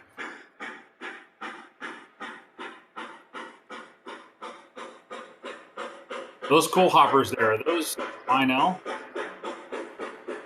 Those are Atlas H21s. H21s, okay. Then the cement Yeah, car. Nice. that's a MTH, yeah.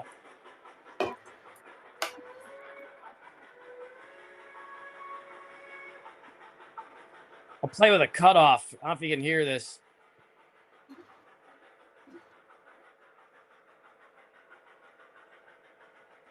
Okay.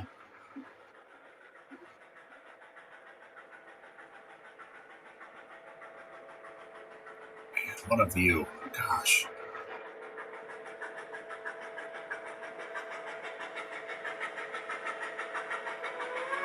Oh my gosh, here, I can know that. It's nuts. There's like a bunch of reverb on that. I think that sounds pretty good. I That mean, sounds I don't really know. good. Yeah. Now those F units that just went by there, how many of those are powered and how many are dummies? Two powered and two dummy. So is There's it a AA powered? and The B, B's are A and dummy, B. Yeah, A and B powered. and then B and A dummy. A and B dummy. Yeah, I think I bought it Got from Dave. I got a powered A unit, dummy B, dummy A. And I think it was Dykeman's Depot. I got the other powered B unit from them when they were still around. You remember them? They're I kind of out your way, I I think thought. here's a question for you, Norm. Who makes those Pensy covered hoppers? Oh, the H30? That's a Yeah, Weaver. Yeah. Weaver. Yeah. So yeah, Bill, those are Weaver. Yeah, those are Weavers. I don't know who got that tooling. Probably Lionel. Yeah. I gotta turn this volume down. Oh, dude, it sounds good. I like the dog. For some reason, I like the doghouse timbre or the doghouse on those a lot better I than think the it's such a Lionel nice one. yeah. Yeah, I Man, think that looks really good. what year is that engine from? From Third Rail? What year did they put those Like out? 2000, was that 2002 or Oh 2003? my god, dude, that's like Yeah. 20. What is that? 20 Yeah. some years ago? 24 years ago. Oh my Yeah. god, look, it looks new. I know. Yeah, man, I think we're gonna be in some trouble if they start to release a bunch of Pensy stuff again. Especially you. I mean, depending. I mean, I know that you're very picky with what you want. So yeah, if third rail was to release something right now, what's something that you would like for them to release? Like you would buy it without even hesitation. so What are you looking for? I still think the ultimate K4 hasn't been done yet. I mean, I'm looking forward to seeing what Lionel does with him, but Yeah. like the best K4 is that piece of crap high iron one as far as the model, like what they went for. Yeah, Yeah. Right. that thing's like a rolling hardware store, you know, with all the screws. It's to Yeah. me, it's still it's it's the model choice they went for, like doing the 110 P70 tender. Like nobody Right. else has really done that, and I would love somebody to do that again, and with up to modern standards. So like I What do said, I you don't know think what they're gonna. Lionel's missing when they like? What's the mark that Lionel's missing with the K4s? I think just not offering more of the tender choices. Just doing Yeah. the 70 P70s or whatever. Right. And yeah, I'd love to. Like I said, if you look at the high iron K4, the model they went after was kind of like the K4 in its later years, or you know where it ran that slightly longer tender and stuff. I always thought it looked the best. Right. So Was the longer tender ran later on in the K4 life, or was it yeah, I kind of? can't. I figure. I think that thing was around even before World War II, but it became more common. I think the short tenders were more like Long Island Railroad, right? Or commuter runs. Like I if would you, think so. yeah, but they did run. They were everywhere. But it would have been nice to have the choice. Right. I just thought it was better looking engine that way. But whatever. We'll see when they come out. I mean, I might just snag one anyway. I think you might grab one of the brass hybrids. I think you might get one of those. Yeah. Those Yeah. are What do you think nice. street price going to be on those? Well, 2,000 Yeah.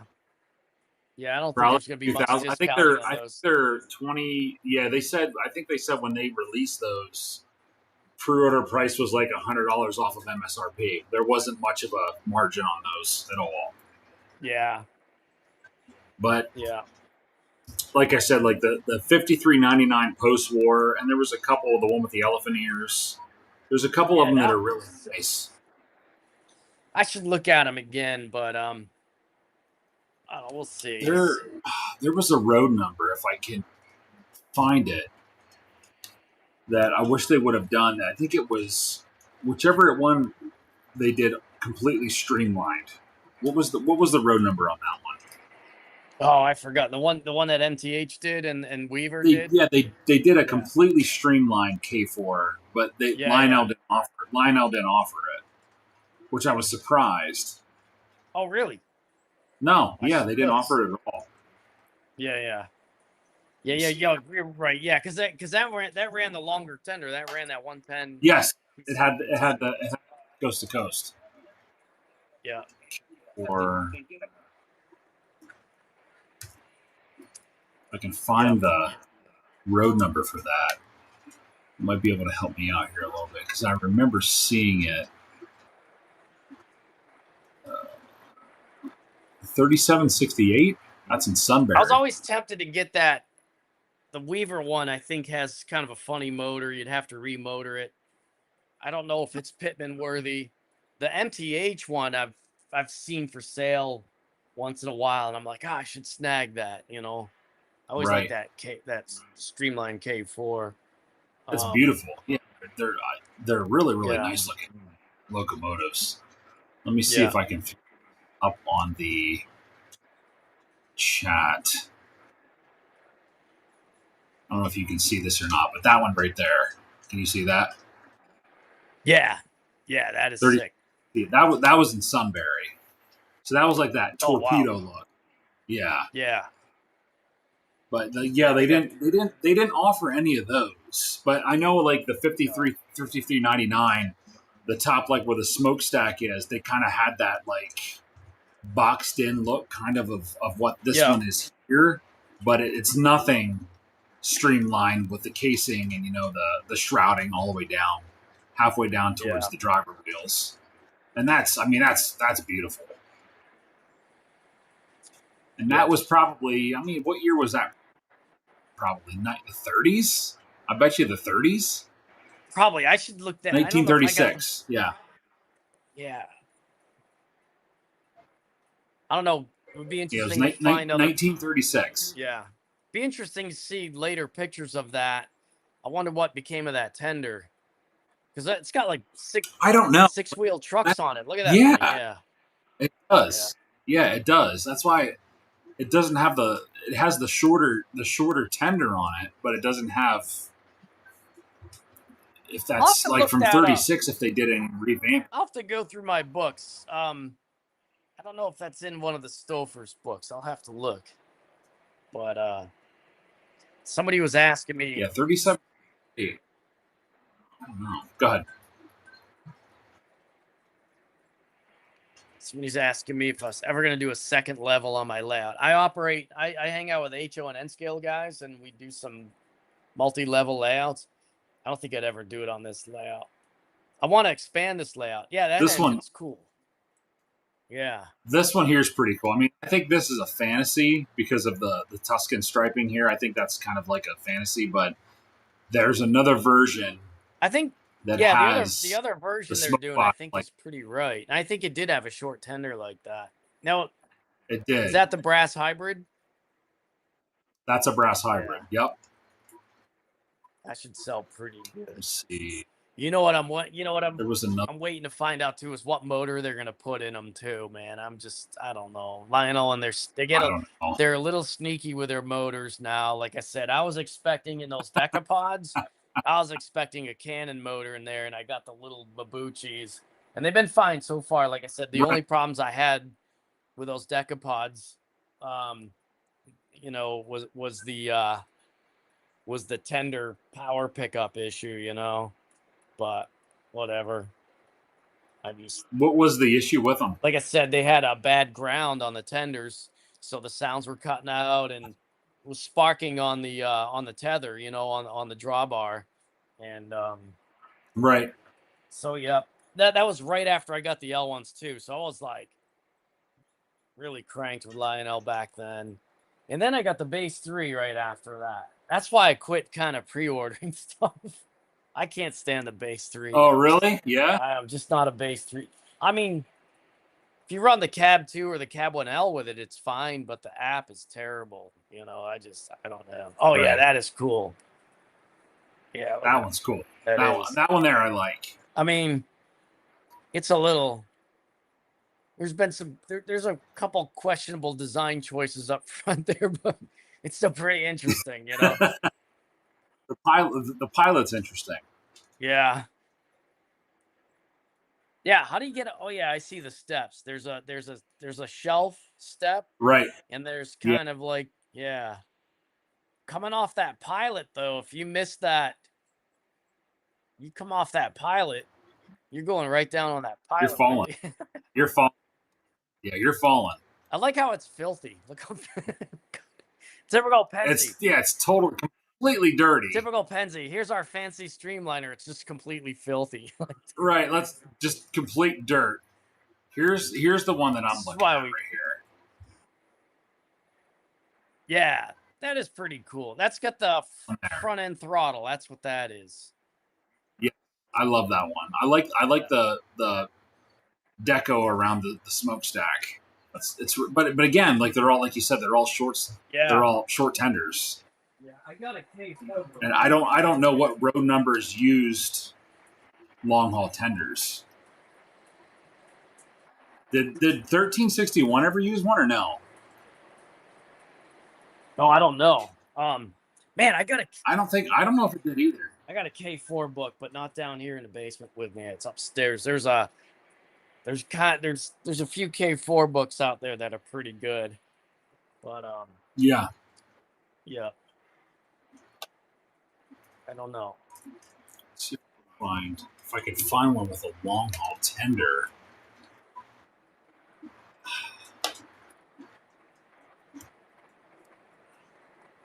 Do you like the streamlined ones?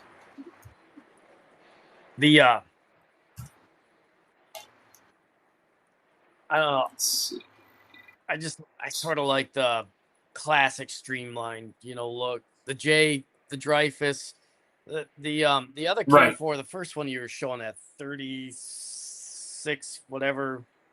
That's the Yes, torpedo one's pretty cool. But it is the neat. It is really, really the neat. other one they were doing had like that streamlined shroud, but didn't have the fantasy paint job on it. That might be kind of cool. Right. But, Right. You don't have? Do you have any GG1s? I do not. No. I did years ago. Like I'm surprised. on my old layout, I had. Oh, you know what I got? I got a set of rats, third rail rats. I got at York for like $20, and I was kind of thinking about putting Blue Nami in them, but I don't really feel like hooking up catenary on this layout. But no, yeah, I did not have. That's something. Yeah, I do not have a GG1. I had a JLC. Years ago, they blew out the second run of JLC GG1s. I had a green solid stripe, but I sold it a long time ago. Talking like 15 years ago at least. Right. I don't know. Yeah, like that K4 there. That's nice. The smaller lettering on the Pensy with the pinstripe around on the tender. I wonder how long that you could see the stripes on that engine. Right? I wonder how long that lasted. Exactly. Like 2 weeks. And it just they had good intentions. Yeah. Sweet. All right, boys. Well, I think we're gonna wrap it up for tonight. And Norm, if you're cool with that. Yeah. This was fun. Hope everybody enjoyed it. I tried to answer as many questions as I could. It's been great. We'll definitely Norm and I are definitely going to do one again, probably in a month or so. If that's good with Norm. Yeah, it's fine. These are great. So if anybody has any feedback or anything like that, feel free to reach out to me. But until then, Norm, thank you again. I appreciate all your time. You're a busy dude. Thanks, guys. I appreciate you being on the show, and we'll definitely have you on again, brother. All right, man. All right, guys. Well, enjoy your night, guys, and we'll see you on the next one.